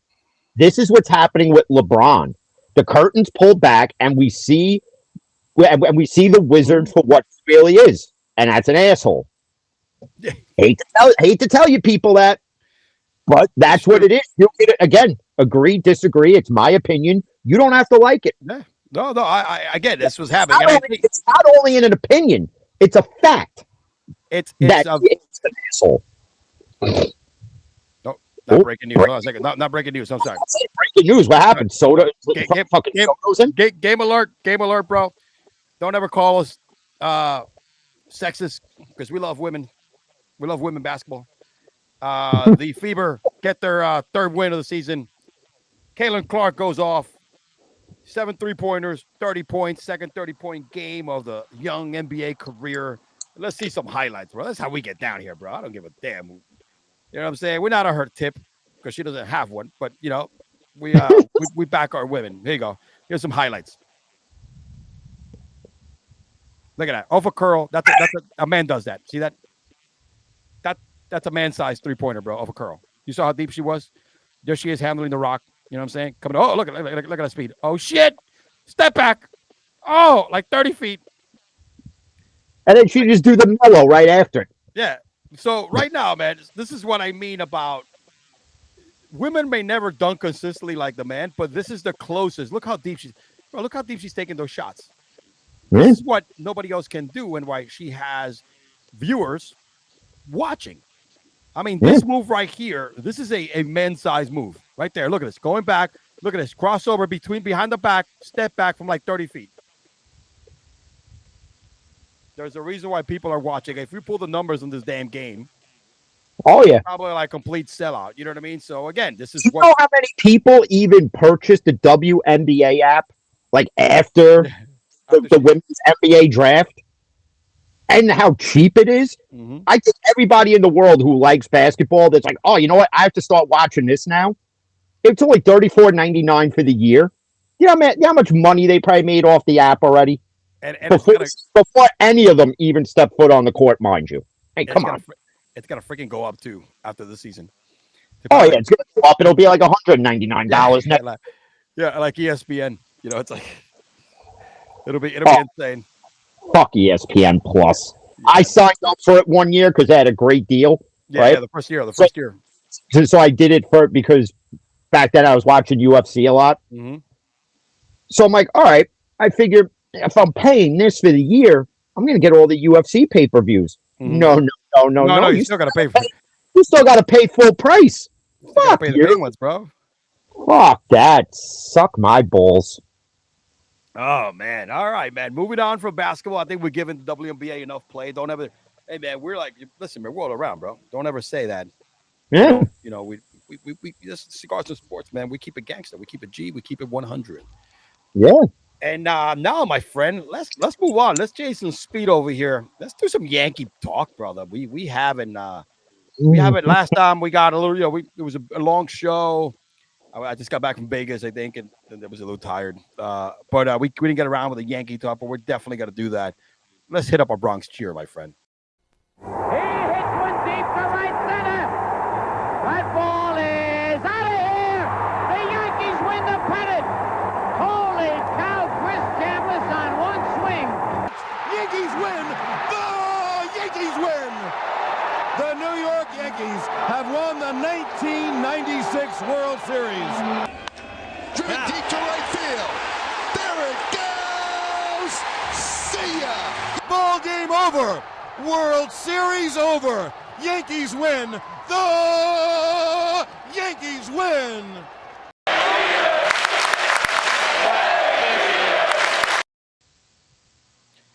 Brother, let's keep the bus going here. The fact that this team, there's no words of how this fucking rotation is. Who honestly would have thought the biggest talk in the rotation is Luis Gil? Yep. In May, he had an ERA of like 0.67. The fact that he was the May rookie of the month, pitcher of the week. I mean, that's wild. It almost, it's like, because I got asked the other day by another Yankee fan, who do you take out of the rotation when Garrett Cole comes back? Nobody. If you take Luis Gil out, you're fucking with his, No, you can. With the full, maturing into the league. Dude. If you're going to stick with a 5-man rotation, I hate to say this, but you put Nestor Cortez in the bullpen. And Nestor but dare I say, do something no one else is doing. I think a 6-man rotation. You can do it. It's not illegal. No, it's not. It's not illegal to do it. There's no rule that says you can't have 6 starting pitchers. Dude, Nelson will be the odd man out, but Nelson can be that guy. He could spot start for you. That's where he came from. Remember, he was your dude. Nelson can be the ultimate fucking setup man, or the middle guy. You know what I mean? It would be crazy. He's a guy you could put in. Say, I don't know, Stroman's having a bad 3 innings. Yep. And you want to keep the game intact. And say you're down 5-0 and Stroman just doesn't have it. You just slide Cortez in and he eats up 5-6 innings and you don't kill the bullpen for the next day. And you might even get a fucking victory. He might stop the bleeding and you might even get a victory with the way we're hitting. Yeah. But dude, look at his numbers. That's the other thing. Every fucking Joe Jerkoff. Why are we paying Aaron Judge? Well, the captain now leads the league in home runs. He's like 1 and 2 in every statistical category, and Soto's not far behind. Dude, it is amazing. Luis Gil, 1.82 ERA, 8-1. Sick. Nestor Cortez, 3.46 ERA. Carlos Rondon, 8-2. 3.08 ERA. Remember, that was the biggest question mark. All right. Clark Schmidt, we saw some flashes last year. Under 3. Stroman, close to under 3, 3.04. Guys, we have we're in top 5 in team ERA in the league. Offensively, what I love about our offense is not just a long ball. We are driving balls in. We're gaining on base. We're stealing bases. We're moving runnings overs. This is like everything is fucking, and I hate to say that because I don't want to jinx ourselves, but everything is clicking on all cylinders. Nobody thought you were gonna have. And Stanton's hitting. Yes. He's hitting. I mean, dude, 21 holes. Trent Grisham is hitting when you give him the opportunity to play. I mean, I'm not getting ahead of myself here, but I mean, when Cole comes back, barring any major injuries, and luckily we're saved from one with Soto. It's only inflammation. Yeah, throw some fucking Motrin, in your system, dude. Or let him rest. Yeah, you got Verdugo. You can fucking put somebody else in there. You got people to fucking throw in there, dude. You know what I'm saying? Verdugo, another guy where I think he's a free agent at the end of the year, and if he is. Now here's another problem the Yankees have. You know what? He's a rental. He's a nice rental. Cheap. Because you got to get Soto signed. Mm-hmm. But if Verdugo has a great year, you now have to pay him too. Mm-hmm. It's a good problem to have. And people are like, oh, now we got to pay this guy. We got to pay this guy. These are problems you want to have where it's who do you take out of the rotation when Cole comes back? Bro. Who do you sit when they're all hitting? Let me have that problem because we didn't have it last year. All right. No, you want to have that problem 100%. We have that problem right now from the pitching standpoint and the offense. Fucking A. Let's go. Because let me tell you something, dude. Our division is not a cakewalk, dude. All right. No. We have fucking Baltimore still playing their asses off, and they're gonna be there all year long. You know what I'm saying, dude? So guess what? You need to have this depth. This is how you get ahead and late in the season. So I know it's still early and shit happens, and those things of summers are starting. But You know, every team is going to go through this right now. So, wow, man. I mean, look at the offense. And I'm not shocked by the offense, but we know what Aaron Judge can do healthy, batting 21 homers, 54 RBIs. He's in leading the league in homers, top 5 in RBIs. Juan Soto 17, 53 runs batter in, 318. Fucking Giancarlo Stanton with 50 home runs. I don't care if he bats the Mendoza line. If he plays, he's played 57 fucking games, dude. All right. Yeah, which record? Like uncharted water. Verdugo, man, he's just switch play. You put him wherever. 8 homers, 34 RBIs. All right, Rizzo's batting 230, but he's another guy that's getting you a lot of at-bats. Volpe, man, I'm glad this kid is rebounding. Batting 7. I love the stolen bases, dude. I like it. I like the stolen bases. The glove. 6 homers, 25 RBIs. He's getting it. He's getting it, man. He's getting it. Gleyber Torres is still nowhere to be found, but again, in this lineup, is so deep, man. This is a problem you want to have. This is a problem you want to freaking stay. If the Yankees are smart right now, I don't know if you saw this. The Blue Jays, before we hopped on, DFA'd Gavin Biggio. Oh, they did? If you're the Yankees, and I think Biggio plays, I don't know if he plays short or he plays second base, but if you really want to shake it up a bit and show Gleyber, listen, we're not going to take this mediocrity from you. You're supposed to be rising, and instead you're declining. We'll bring in Gavin Biggio to play second base, and you could sit the Pine Pony, and maybe that wakes Gleyber up a bit. I don't know. I mean, there's going to be people who say, why fuck with the chemistry? But, I mean, you want consistent play from everybody in the lineup. And if you're not getting that from Gleyber, it doesn't help you. It's hurting you down the line. And not only that, Glaber's hurting his own value because it was projected last, like, Dude, 2 years ago, could have got 5/160. Yeah. Now he'd be lucky to get 5/80. Yeah, I know. And it's not going to be by the Yankees. You'll have a team that'll overpay. The Mets would probably overpay for him. What else is new? I mean, they overpaid for Severino for 1 year. And it's funny. All the Mets were like, "You see what we did, man? Look at Severino's early numbers." Yeah, well, how you like me now, dude? The one thing I liked, and people like to bash Francisco Lindor, and I'll give him credit for taking like leadership of that team when it really should be Alonso doing it. But Lindor calling players only meetings now, and you see the turnaround. Granted, it's not going to save your season at this point. But, no, but it shows a lot. It shows. But he's showing that we're better than this. Like, you need guys like that. Like the Yankees, I don't know if they really have a guy like that that's going to stand up and be like, listen, like if the Yankees were in the position the Mets are at, who would be that voice that says, we're fucking better than this? You know, we're the Yankees and we should be dominating everybody. Like, who would that voice be? I don't think it would be Aaron Judge. No, Aaron it's a quiet kind of guy. You know, it's not we haven't had something like that since Derek, right? Derek would be that guy. Mariano was that guy. Andy Pettit was that guy. You know what I mean? We had 3. Jorge Posada was that guy. We had multiple guys that took on that role, man. That's why that team was so successful, because it just wasn't one guy. I don't think the Yankees have a single person that kind of has that, you know, that in them. You know what I mean? Which and when it's clutch time, right? And the in the playoffs, right? In the World Series, you need that guy when everybody's fucking sucking ass. You know what I'm saying? In tight games and stuff like that. So we don't have that. And I think that's one of the key things that are missing. It could be Garrett Cole. It could be a pitcher as well. You know what I mean, dude? So it's like, you know, it could be Garrett Cole. I mean, I don't know. That's one thing that we're missing. But enjoying the ride right now, it's actually really fucking cool. Yeah.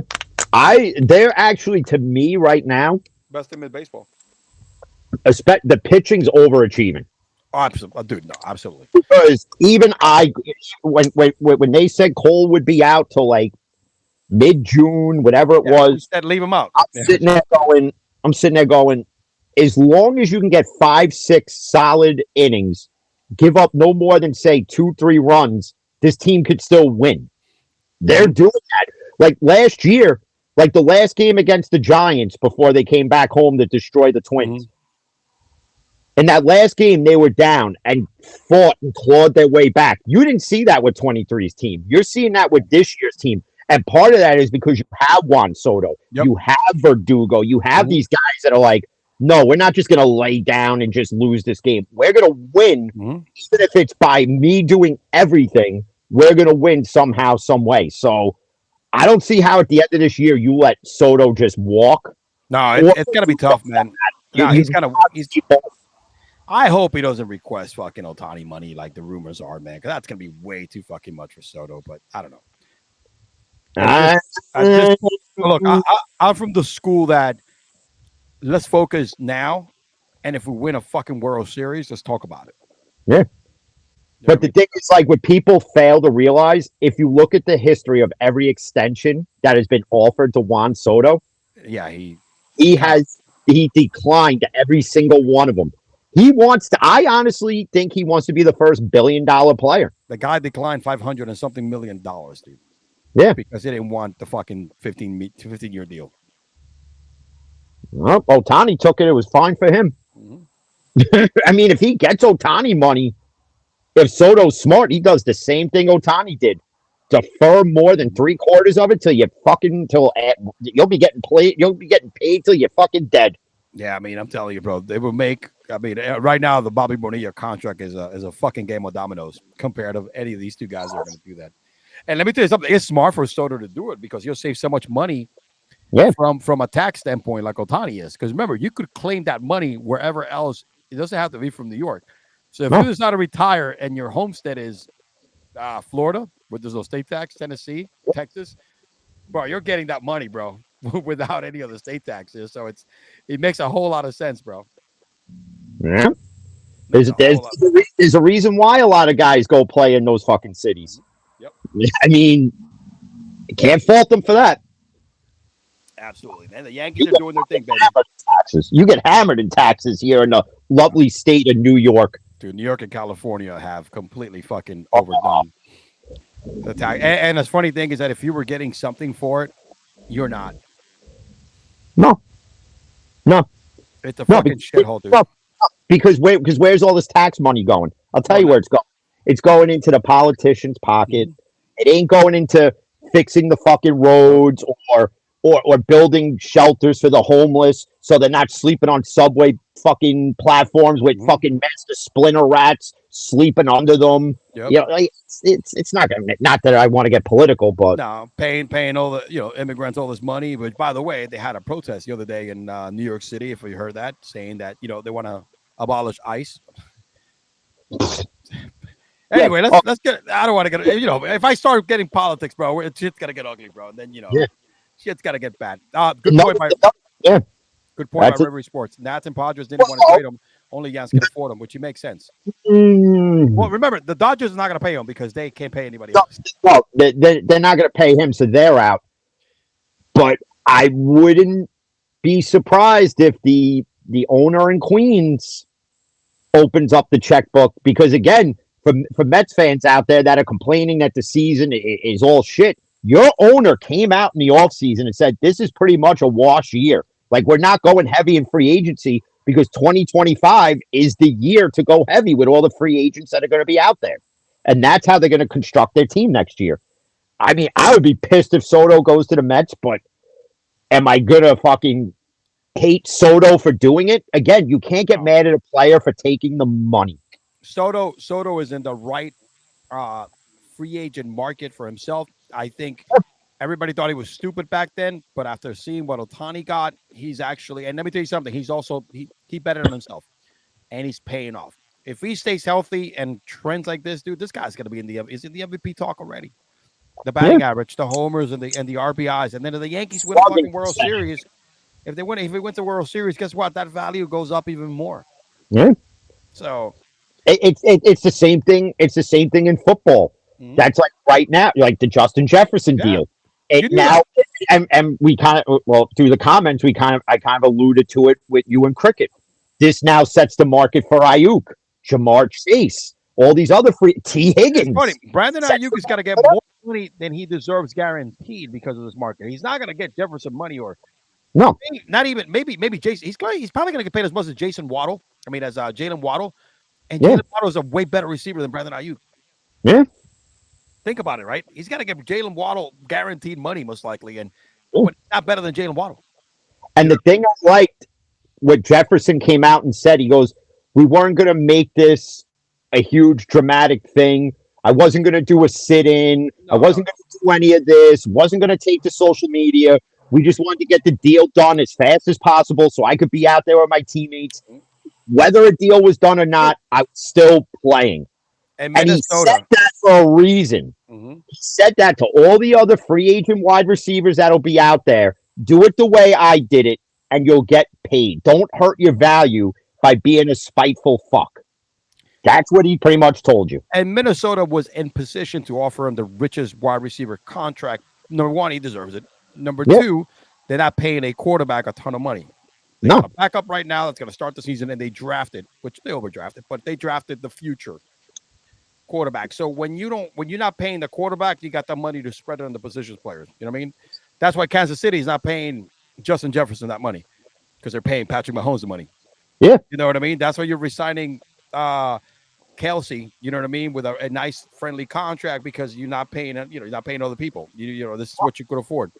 That's why. But when you have Patrick Mahomes, you can win a Super Bowl without Justin Jefferson and Tyreek Hill. Yeah, you can. Yeah, which he's not. You could win a Super Bowl with Juju as your number one wide receiver. Shit, he could win a Super Bowl with you and I out there catching footballs, and I got a fucking torn ACL, man. Hey, he proved it last year. He didn't need a number one to do it.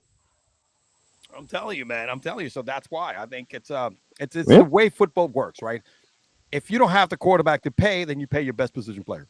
Yeah, and Minnesota right now has that. I mean, they're Vikings fans that could sit there and they could be upset about the contract, because it's like, well, what if Addison has a breakout year and then has a breakout third year? Okay, that's great. That's great. Now, if you still have the cap room to sign him to the same deal that Jefferson got, then so be it. If you could do that without having to pay a quarterback Rodgers money, or Russell Wilson money, or fucking that douchebag in Cleveland money. Yep. Dude, JJ. So be it. If JJ becomes a Brock Purdy, right? Yeah, that's tough to do, but right. If he does, you think about the offense of that team. Hawkinson, nasty. Jordan Addison is nasty. All right, dude, he proved it last year with like Josh Dobbs, fucking Josh Dobbs, and who was the other Mullins? You know what I'm saying, dude? They pretty much had a carousel of fucking quarterbacks. Exactly, and the guy destroyed it. Now you're going into a season now with a healthy Jefferson, who's not only got to benefit Jordan Addison, because remember at one point he was the number one receiver in that team, because Hawkinson was hurt, right? You know what I'm saying? And they got some good pieces. I mean, I think Aaron Jones, if healthy, is going to be beneficial there. I mean, they got a lot of pieces, bro. Offensively, they just need the quarterback. And you don't need – look, you have a Geno Smith year for Sam Darnold. Dude, you'll make the playoffs. You'll make the playoffs. Hey, Geno Smith. Darnold will get a Geno Smith type deal. Absolutely. Or Baker Mayfield. And that's fucking hilarious that these guys like Geno Smith, who have been journeymen, all of a sudden it's just a matter of the right team and coaching scheme. That's really what it comes down to. I mean, maybe with Darnold, maybe Minnesota is the best fit for him because there's not a lot of pressure. Yep, absolutely. He's going in there like, you know what, dude, I got another starting job. I know I got a guy behind me. He's not doing great right now, but I'm going to ride the fucking wave until it's over. Yeah. Now remember, everybody right now is in the fucking clip and is in the trend that I'm going to sit my quarterback to let him develop. Because Jordan Love, because of the Green Bay Packers, not just Jordan Love. Green Bay Packers, because of the Green Bay Pro, they dumped with 3 different quarterbacks that right now they're going to have Jordan Love for like another 15 years. Yeah. In the last 50 years, these guys have had 3 starting quarterbacks. Yeah. Think about it. That's the way it's going to be, man. In 50 years, they're going to have – if this guy plays 50 more seasons, in 50 years, they had three starting quarterbacks. They only got 2 Super Bowls. Maybe they'll win with Jordan Love. I don't know. But they're going to have 3 starting quarterbacks because they groomed these individuals to sit behind veterans. So that's the right way to do it. I mean, right now it's work for them. You know what I mean? Not everybody can get lucky and get a Patrick Mahomes or a Tom Brady to fall in their lap. You know? No. And so far, Brock Purdy, who is the ultimate fucking underdog story, right? Or CJ Stroud. But he's a top name guy coming out of college. I'm talking about these guys. Remember, Mahomes wasn't drafted high. No, he was passed over by how many teams? Actually, what's funny is that Buffalo traded up to pass him to get Josh Allen. So, like, if Buffalo fans want to be mad at Patrick Mahomes for fucking treating them like their bitch every year, blame your fucking GMs and ownership because you could have had Patrick Mahomes. And instead, and not knocking Josh Allen, but No, yeah, Josh Allen's a stud. I mean, I'll take him. but who's the superior quarterback here? Yeah, It's Patrick Mahomes over Josh Allen 6 days a week, twice on Sunday. Absolutely, man. Absolutely. Oh man. All right. Yankees are on fire. Let's go, Yankees. Let's keep the train moving, baby. Aaron Judge for MVP right now, having a hell of a season. And if everybody stays healthy, that's just the key word. Yeah. And Garrett Cole coming back, that's gonna be huge. I would easy in Garrett Cole. So funny. It's not even funny. So easy and yeah. So Well, Aaron Boone already said it. I think they alluded to it and they asked him, like, is there going to be any restrictions? I think you kind of have to restrict it a bit. Put him on a pitch count. Let's make sure that this injury doesn't pop up again. Yeah, and there's going to be Yankee fans out there to go, no, just throw him out there right away. No. He's the team. You don't do that, especially this is the year he could opt out. So you kind of want it where you don't want his value to get to a point where he goes, oh, I could go back to Houston and get more money, or I could go to Boston and get a shit ton of money, or Baltimore might finally decide to open the checkbook and they could pay me. So it's one of those, like me, if I was Aaron Boone, I put the restriction on him. Yeah, no, I would too. I mean, there's no need right now. If we stay on this space, there's no need right now to rush him. You know what I mean, dude? We just let's keep doing what we're doing. Hell, you want to get crazy? Put Garrett Cole as the fucking closer. No, let's not get crazy. I think yeah, we're getting crazy. We're getting crazy. I'll get crazy. Put him as the closer because then you know he's gonna shut shit down. Oh, that's some funny shit. Oh man. All right. Let me see here. Well, Jim, let's get to that time of the show.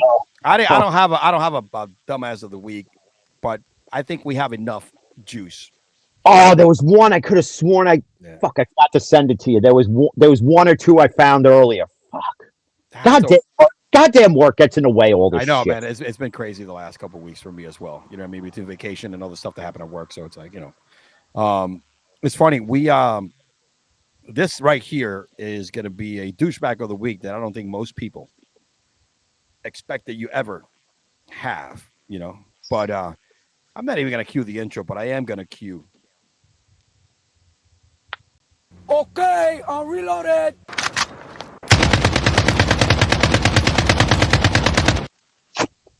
Jim, the floor is yours. Oh God, I can't believe doing this. You challenged me. I accepted it like I was Barney Stinson from How I Met Your Mother. I think for those who listened to yesterday's impromptu episode, you know where this is going. For those who think that we don't defend women and we condone domestic violence and all this other shit, this will clear it all up for you. I do not agree with the Steelers signing Cam Sutton. You could sit there as a Steeler fan and tell me, well, we got him on the cheap and we need secondary help. I don't give a fuck. What he did to his kid's mother is a fucking atrocity. The fact that he's not being punished by the NFL yet for it is lucid. I said it yesterday. The NFL is this big global juggernaut of a sport, and they stand for everything.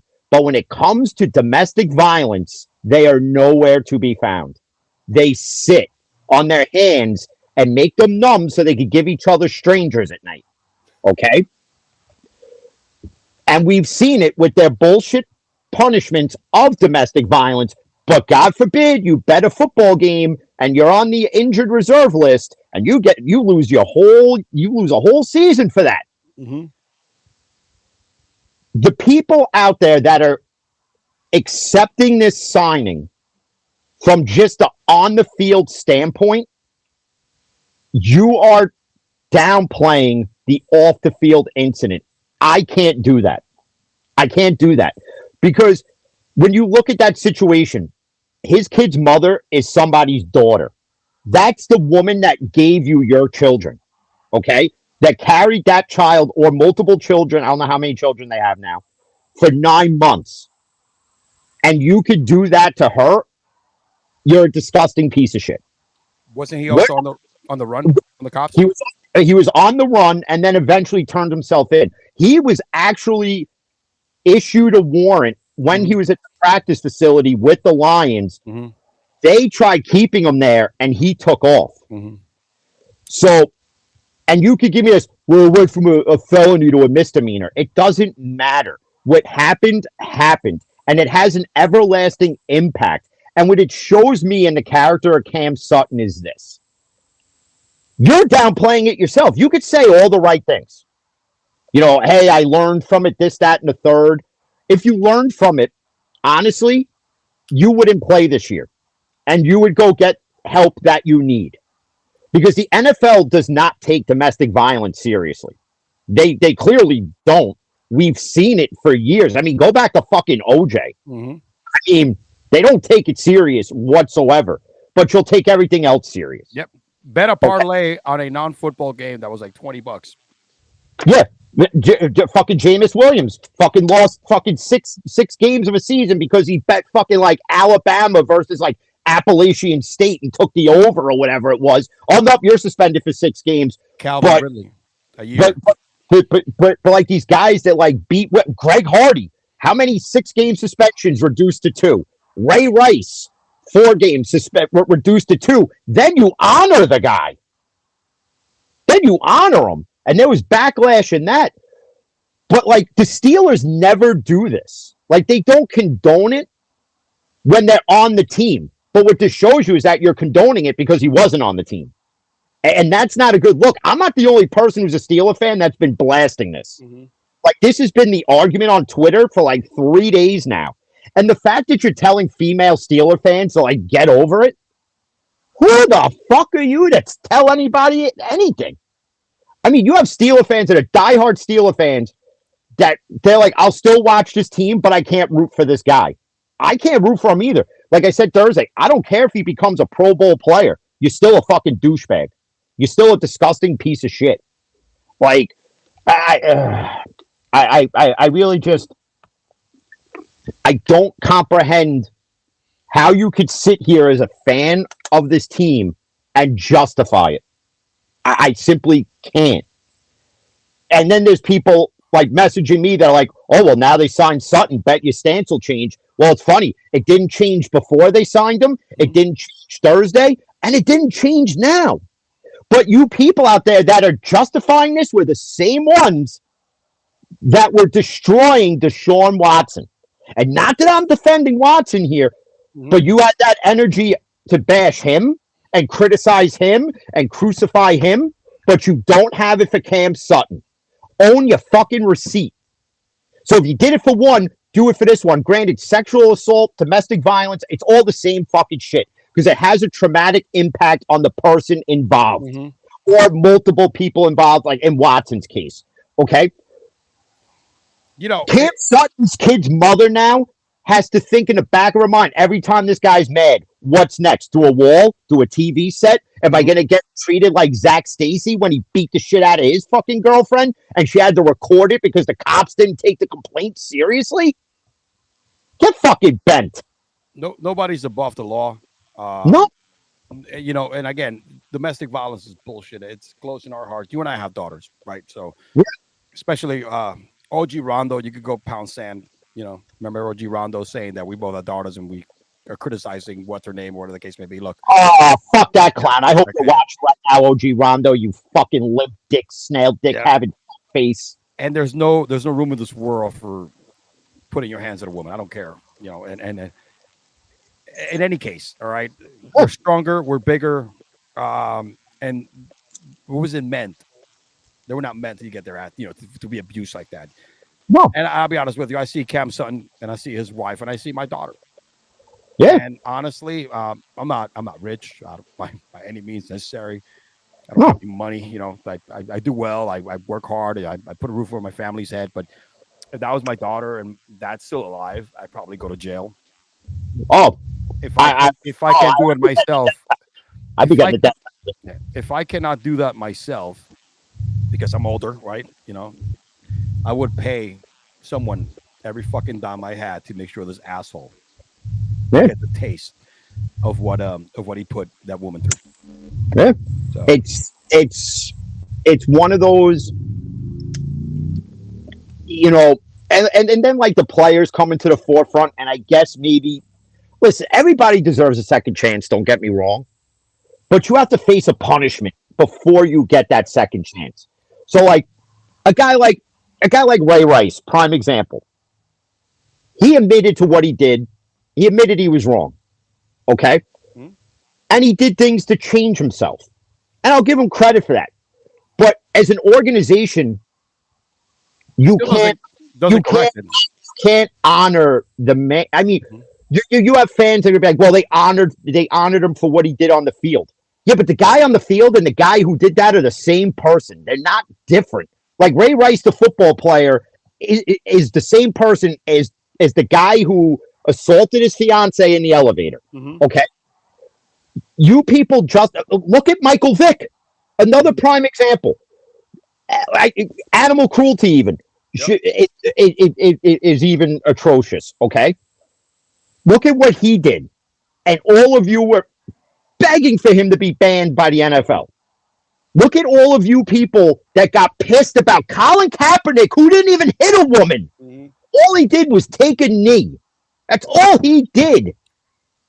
And you wanted him gone from the NFL. But you assholes are still, you jerk-offs today are sitting here and you're condoning and happy that Cam Sutton is back on the Steelers. I can't. I can't sit there as a Steeler fan and be happy about it, or just as a human being be happy about it, because if Cam Sutton did that to my daughter, Cam Sutton would be fucking it. I would hang him the way they did in the Gotti movie with fucking Travolta. Yeah, They got Jimmy Heidel hanging in the basement, and Gas Pipe Castle's like, it's just you and me here in this basement, and then he's like shoots him in the leg and then stabs him with an ice pick. And then eventually he just fucking shoots him in the head. I would torture your ass till I was done. It would be like Saw in that basement by the time I got done. You wouldn't be able to fucking identify the body when I'm done. Fucking Cam Sutton's a piece of shit. And if you're a Steeler fan that doesn't like it, go fuck off. I don't condone suicide, but find a bridge and belly flop off of it. You're also a piece of shit if you condone that as well. Yeah. So fuck off if you don't like my opinion. Tell me I'm not a real Steeler fan. I don't give a shit. What, because I take a stand on something? Maybe some of you should learn what being a decent human being is and not condone it, you fuck. Fanhood does not take over or should not be superior than morality, my friend. Just because, and the other thing is this. You have a privilege to play in the NFL. You have a privilege to play in the NBA and Major League Baseball and the NHL. You get this privilege because of the talent you have, that you work so hard to get to from one level to the next, to the next, to the next, to this big stage. And then you just do the dumbest shit. And you think you're above it because, oh, I could just throw money at it, or I could just apologize, or I could say the right things, and it's fine. And it's fine. It's not fine. It doesn't matter. It's still wrong. Doesn't matter how you paint it. Doesn't matter how you word it. Doesn't matter. It's still wrong. I don't give a shit. You cannot be a Steeler fan and tell me that you agree with this signing. And there's 95% that don't. If you go on Twitter, that's all it is Steeler fans arguing with each other, trying to educate the morons out there that just don't understand and don't have a fucking clue up here. It's like you were born feet first and the umbilical cord strangled you till you could barely fucking breathe, and you're just walking around with permanent fucking brain damage and you can't think for shit. That's what it's like. I just can't. Yeah. Fucking a lot of Ravens fans don't like Ray Rice, and yet Cap is still fucking blackballed. And yeah. Yeah, man. No, again, I'm with you, man, and it's hard because I will feel the same way if any of the Giants greats would do some stupid shit like that, and then all of a sudden, you're like, it's okay. Lawrence Taylor has done how much shit outside of football? And I hate to say this, but the Giants shouldn't even honor him. And yet they do. And yet they do. Yep, and it's funny because he hasn't even been around the Giants facility for a while. He actually lives. He lives here in South Florida, not too far from where I'm at. He lives. Technically, I know where his house is. He lives like 5 minutes away from me. Not the nice houses and shit. You know what I mean? So it's funny. I know I seen him. He lives here in Pembroke Pines, which is the city I live in, and I've seen him at the supermarket. I've seen him at Publix. You know what I mean? And I'm not gonna fanboy out and shit. And go out there and ask for his autograph. But I've seen him close by. He's actually that dude has had done between the domestic violence, the crack, the fucking cocaine, the DUIs. I mean, he's been all over the place. The fucking underage prostitute or whatever she was, and the motel in upstate New York somewhere, like Tarrytown or whatever. Yeah, oh my God, Tarrytown, dude! Come on, we bringing Tarrytown up here, man. I mean, come on. I mean, but the NFL, you sit here and you put out all this. We stand with, we stand with gay rights. We stand with Black Lives Matter. We stand with every fucking other right in the world. But stand with everything. But where are you? Where are you with domestic violence? It's like playing hide and seek. All of a sudden, you just disappear. Nobody can find you. No. Hey, I don't know. We didn't see it. What do you mean you didn't see it? You got video of fucking the guy beating the shit out of the chick. It's like Deshaun Watson sexually assaults 26 plus women. He settles with them off court, so like that they don't go to a criminal court. Bullshit, and gets a bullshit slap on the wrist fine and 11 games. Mm-hmm. Okay, I'm sorry, that suspension was bullshit. The fact that the Steelers signed Cam Sutton tells me there is no punishment coming. No. So Roger Goodell, this is why I fucking hate your fucking no ball having fucking face. Okay? Because you're a pussy and you don't stand when you need to stand. Instead, you sit and you fucking tight lipped. The NFL needs a commissioner like you or me. Yep. That's what it is. The NFL are a bunch of hypocrites, man. I hate to say it. They care about one thing like any other business, is making money and just spreading the face of to go internationally. That's why Goodell doesn't do what he needs to do from a moral standpoint. It sucks. Sometimes money is not enough in this world. Maybe because you and I don't fucking have it, but I don't think if I had money, I would try to fucking use my money and my power to like sleep with underage girls or have sex parties with a bunch of dudes and underage people or sex trafficking or then, you know what, bitch, you're not sleeping with me. I'm going to beat the crap out of you. Go ahead and my team take her out. Right. Like, what shit is that, dude? Nobody's above the law, man. No, we've lost a lot of morality in this world nowadays, man. But the NFL condones it by their bullshit punishments. And that's why these guys feel like Greg Hardy. Oh, okay. I was suspended 4, reduced to 2. Okay, so I could go do it again. But here's the thing. I wonder, Greg Hardy must have felt like all those women he assaulted when he went to UFC because that bitch got his ass fucking handed to him. So, yeah. Hey, you know what? I'll do this, right? Put him in Gen Pop.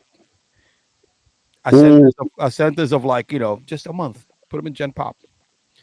And he'll get his ass whipping every day. Because you know how guys feel in jail about, rape, women abuse, sexualization with minors, right? Pedophilia, all that kind of shit. He wouldn't last 5 minutes in Gen Pop. He'd be getting gas pump dicks up his ass. Yep. He'll be getting the Hershey Highway pushed in real deep. He'll be getting more cocking than he'll be getting more traffic in and out than the fucking tunnel. And he'll be getting gangbanged worse than fucking Lisa Ann ever did.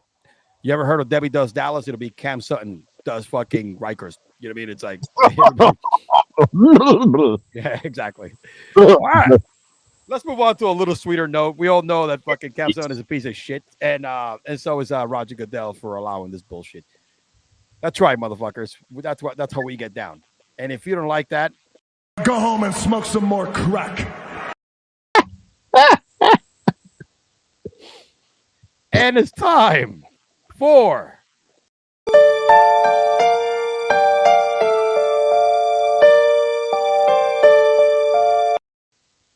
I have some videos today. Not as many, but they're a little longer and they're pretty fucking funny. Yo, Twitter actually had a couple of funny ones that I had to save, man. This is I don't know if you've seen this one, but this is freaking hilarious. Already? Why do white people make their edibles so strong? What are you running from? Why It's funny as shit. am I tasting colors? I just wanted to go to Target. Now I gotta call somebody to come get me because my car turned into a spaceship and I don't know how to fly it. I'm not an astronaut. Yo, I'm so high. Why do white people make their edibles so strong? Oh, that was pretty fucking funny. I think I got another one here. Hold on a second. I got another one from Twitter before we go to TikTok. Check this out. Check this out. It's a fight at McDonald's. You know, these are all classic. Oh, God. I'm loving it. Check out the commentary. It's hilarious. Appears McNuggles sandwiches are about to be delivered once again, and she talks about her mother and now coming into some ground and pound. My God, just dropping bombs. Fast food workers have had enough, and it looks like the process is exposed right before the toss. Tosses are up like a friggin' McDonald's cheap Caesar salad, and now they're trying to break it up. Why would you wear something that doesn't fit and start shit? Now tagging herself in, it becomes a tag team effort. Disciplining her, doing what her mom should have done years ago. Well, Debbie tags herself back in, and now tagging the back ahead of Trashy Karen, and now Trashy Karen, I think it is all over. My God, put some freaking clothes on, you disgusting trashy whore. It appears Trashy Karen is going in for more, but little Debbie's like, you want some? I'm gonna tame your ass like a freaking lion, as she grabs a chair from her like nothing. Trashy Karen calms down and ends up going back to the corner where she belongs. Smothered in sassy, spicy sauce that's sure to pack a walloping punch, comes the all-new burger, the new McNuggles sandwich. Order it a la carte. And for only 99 cents more, you can make it a combo. The all-new McNuggles sandwich. Oh, shit. You see the most recent one at the Waffle House? No, I haven't seen that one. It's a guy doing it himself to comment. So he's recording it, and this one broad gets a weave ripped off. He's like, "This is unbelievable!" I'm like, oh God, it was fucking hilarious. Like at a Waffle House of all fucking like most brawls down south happen to happen at a fucking Waffle House. Why? It shouldn't be fucking peaceful. Can't you just go and get a fucking waffle and just enjoy it without having to throw fucking plates? So what if it was a little overcooked? Put some more syrup on that bitch. It is, bro. So Waffle House is very known down here. I didn't know what the fuck Waffle House was. Let me tell you something. It's drunk food mania because it's open 24/7. And and it's cheap as shit. So when Denny's is super packed, you go to the Waffle House, man. And I mean, you're eating some real disgusting shit. You know what I mean? It's really, really bad. But it's like I've seen a lot of fights in the Waffle House break out, man. That's a Southern thing. It's a Waffle House Southern thing. Let's move on to TikTok, my friend. Let's talk about boys. What the fuck you doing carrying it like that? Watch Come on. your mouth.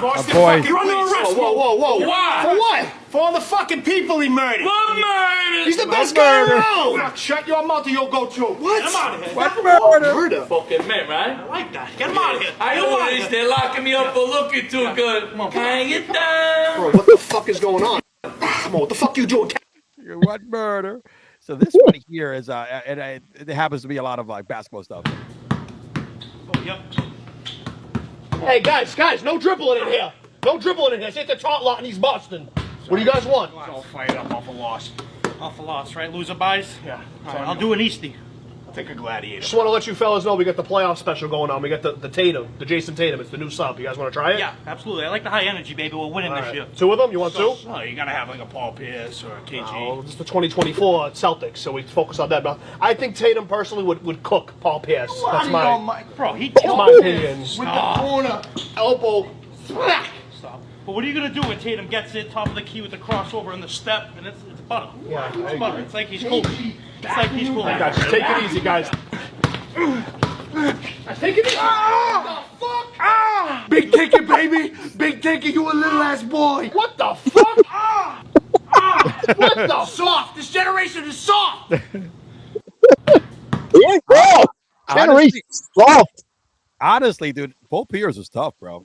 Guy's a douche, but he was tough, man. Tatum Right. wishes he has. Tatum has he's way more gifted basketball player than Paul Yeah. Pierce by a mile, right? But he doesn't have what Paul Pierce had, the killer instinct. Paul Pierce was not scared of taking the big shot, and he took some big shots in his career, man. You know what I mean? Even when he was washed up on when the he net. got carted off the field too, he took a big shot in the toilet. That's right. And then he came back, and actually, I think he won the game. Then he had to go and give him a shot that game too. I mean, it was pretty wild. Yeah. 2 big shots, one in the porcelain bowl and one on the basketball One on court. the basketball court. Yeah, there we go. That's true. Let me see here where we're at. All right, I go back here. Our guy, I got to have him over. He's pretty fucking funny. This economy is so bad. $33 for toilet paper? We can't even afford to shit. This economy is so bad. $33 for toilet paper? We can't even afford to shit. He got some good ones. This economy is so bad. He does, man. $33 for He does. He does a really good one. And actually, dude, he did one he did one, I think it was yesterday or earlier today. I seen one where he's like, so we could set up like a homeless thing here. Yeah. But if I park here for 2 hours, I got to pay $400. Yep. Here, I got one here. I'm gonna share one of my own. It's the Caitlin Clark hatred explained in 25 seconds. I don't know if you saw this pop up on your screen. Ready? Anybody standing for Mr. Handicap here? Anybody march of dimes? Hey, look, take Billy Ho here. No, man, no, I don't want him. No. You ain't even seen him play yet. He might be good. Man, I don't want to go with it. Billy No. Ho. Why not? Because I'm white. Because he's white. Because he is white. Look at him, man. Look, it ain't going to make no difference. You could bring Bernard King in here. We hitting 2 and we out. Switch. Let's go, Billy Ho. Everybody standing for Mr. Handicap. Oh man, have you seen Kareem Harrison, bro? He still looks almost the same, dude. He's just a little bigger. Yeah. He did that show with Zendaya back in the day, in Disney or whatever. Because my kids watch it now. I mean, whatever the fucking agency. And I'm looking at him like, dude, this guy just has a different haircut. It's a little bigger. That's it. He's not. He looks exactly. His face is exactly the same. From a different world, and white men can't jump. That he does. And he was also in the 6 Man with Marlon Wayans. Oh, I forgot about that. You're right. You are absolutely right, man. All right, man. That's all I got from the videos. Very underrated movie. Just so you know, calling someone privileged because see now look what popped in my feed, man. We gotta watch this one here. I haven't never seen it yet. This is our boy. We're gonna end up with this one before you do that, and I'm sorry to interrupt. We'll take your take. Ready? just so you know, calling someone privileged because they're white is judging someone by the color of their skin. Just so you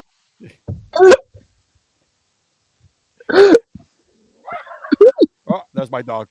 He ain't wrong. No. I don't feel I got white privilege, and I'm white. I don't know, dude. I mean, I'm not. I'm white skinned. I'm Latino by nature, but I am white as well from a skin color. And I've never had any fucking privilege a day in my life. I'm shit. I mean, I guess unless unless I was a rich white politician, maybe then I got white privilege. But see, that's where the part where people fucking get it twisted. That's any single politician, regardless of what color you're representing, from a blue or red, you got privilege because you won't get in trouble. Unless you're some orange individual who just got 34 counts for paying hush money to a freaking porn star. That's all. Yeah, well, it's all right. Our president's out there fucking doing fucking press conferences and shitting himself because the edibles are too hard. The edibles are hitting hard, man. Just like that guy from the fucking bus. From the fucking train. Imagine Joe Biden on an edible. I'm in this Oval Office, and I don't know what I'm doing. No, that's not edibles, bitch. That's just fucking you. Yeah, you know what you're doing. I don't think he does edibles. I think the Xanax is like on Q5 because they need to keep him sedated. You know what I mean? That's pretty much what it is. Oh, he could always go to his son for some good shit. Don't worry about it. Hunter, for some good drugs and some good hoes, because that's what Hunter does, baby. Wait a minute. Imagine a Hunter Biden documentary, almost like the Dave Chappelle skit with Rick James. Dude, and you see Hunter Biden just going, cocaine's one hell of a drug. Dude, he bagged his fucking dad's brother's wife. Fuck. And she's in the stand telling him that he got me hooked up on crack. Well, I mean, you can't make this shit up, man. Oh, and yet people voted for this fuck. I don't get it. Whatever. We'll leave that conversation for some other day. We actually are going to make and I'm going to work on this. We're going to make a sports parody of the elections when we get close time, man. I'm going to come up with some shit. You know what I mean? Oh boy. We're each guy's going to be representing a team or an athlete or some shit like that. You know what I mean? It's like we're going to make this sports related just to fucking laugh. Jim, that's all we got for today, my friend. Another great show, man. As always, tell the folks where they can find you. Fan in the Van. You got to check my boy out. Tell them what you were doing lately, man. You can find me on the dumpster fire known as Twitter at Fan in the Van. YouTube, Rumble. I got to start doing more Rumble videos. I'm so excited because now I can do TikTok live now. Yeah, I just got to verify that I'm over 18. And I also have to appeal all my videos because God forbid one of these is in it. God forbid. I did one TikTok live and I did a smoking a cigar. I was talking about one day I was here in my backyard, lit up, put my phone on there, did live. I didn't know what the hell I was doing to begin with. And I was just smoking a cigar and talking about, I forget what it was. Something about the NBA. It was like a year ago. And you actually, I think, they're really pushing the live. That's what they're allowing people to just do lives now without the requirement of like 1,000 people. You got to have like 1,000 subscribers or followers, whatever that was. So it's kind of cool. We definitely got to check that out. And one of the off nights, you know what I mean? Especially, we might touch base when you're on vacation. Yeah. And maybe we'll do that. Like, we'll pick a date that's not an off show, and we'll probably we might make an appearance with TikTok Live with some stogies, man. And get ready, TikTok. Get ready. Whatever policy you got, I'm going to fucking obliterate it. We might, yes. I mean, have you seen some of these lives, though? They're so stupid, but they have like 3,000 people watching. Yeah, I seen a live where it's somebody making a fucking candle. Yeah, I seen a live. You ever seen the ones that they be like they're talking like soft, like hello, some shit like that. I'm like, I saw one where the kid's just like crying. Yeah. What the fuck are you crying about? Like, bitch, don't go live for that. I don't want to hear you cry. Granted, what the fuck are you even crying about? Like, fuck you crying about what? Because mommy said you couldn't fucking play Call of Duty at 11 o'clock at night? So you hopped on your phone and went on, and 3,000 people are watching. You mean to tell me 3,000 people at 11 o'clock at night got nothing better to do than watch some kid go, I can't play Call of Duty. My mommy took my PlayStation away. He took my PS5. Fuck you. Oh, man.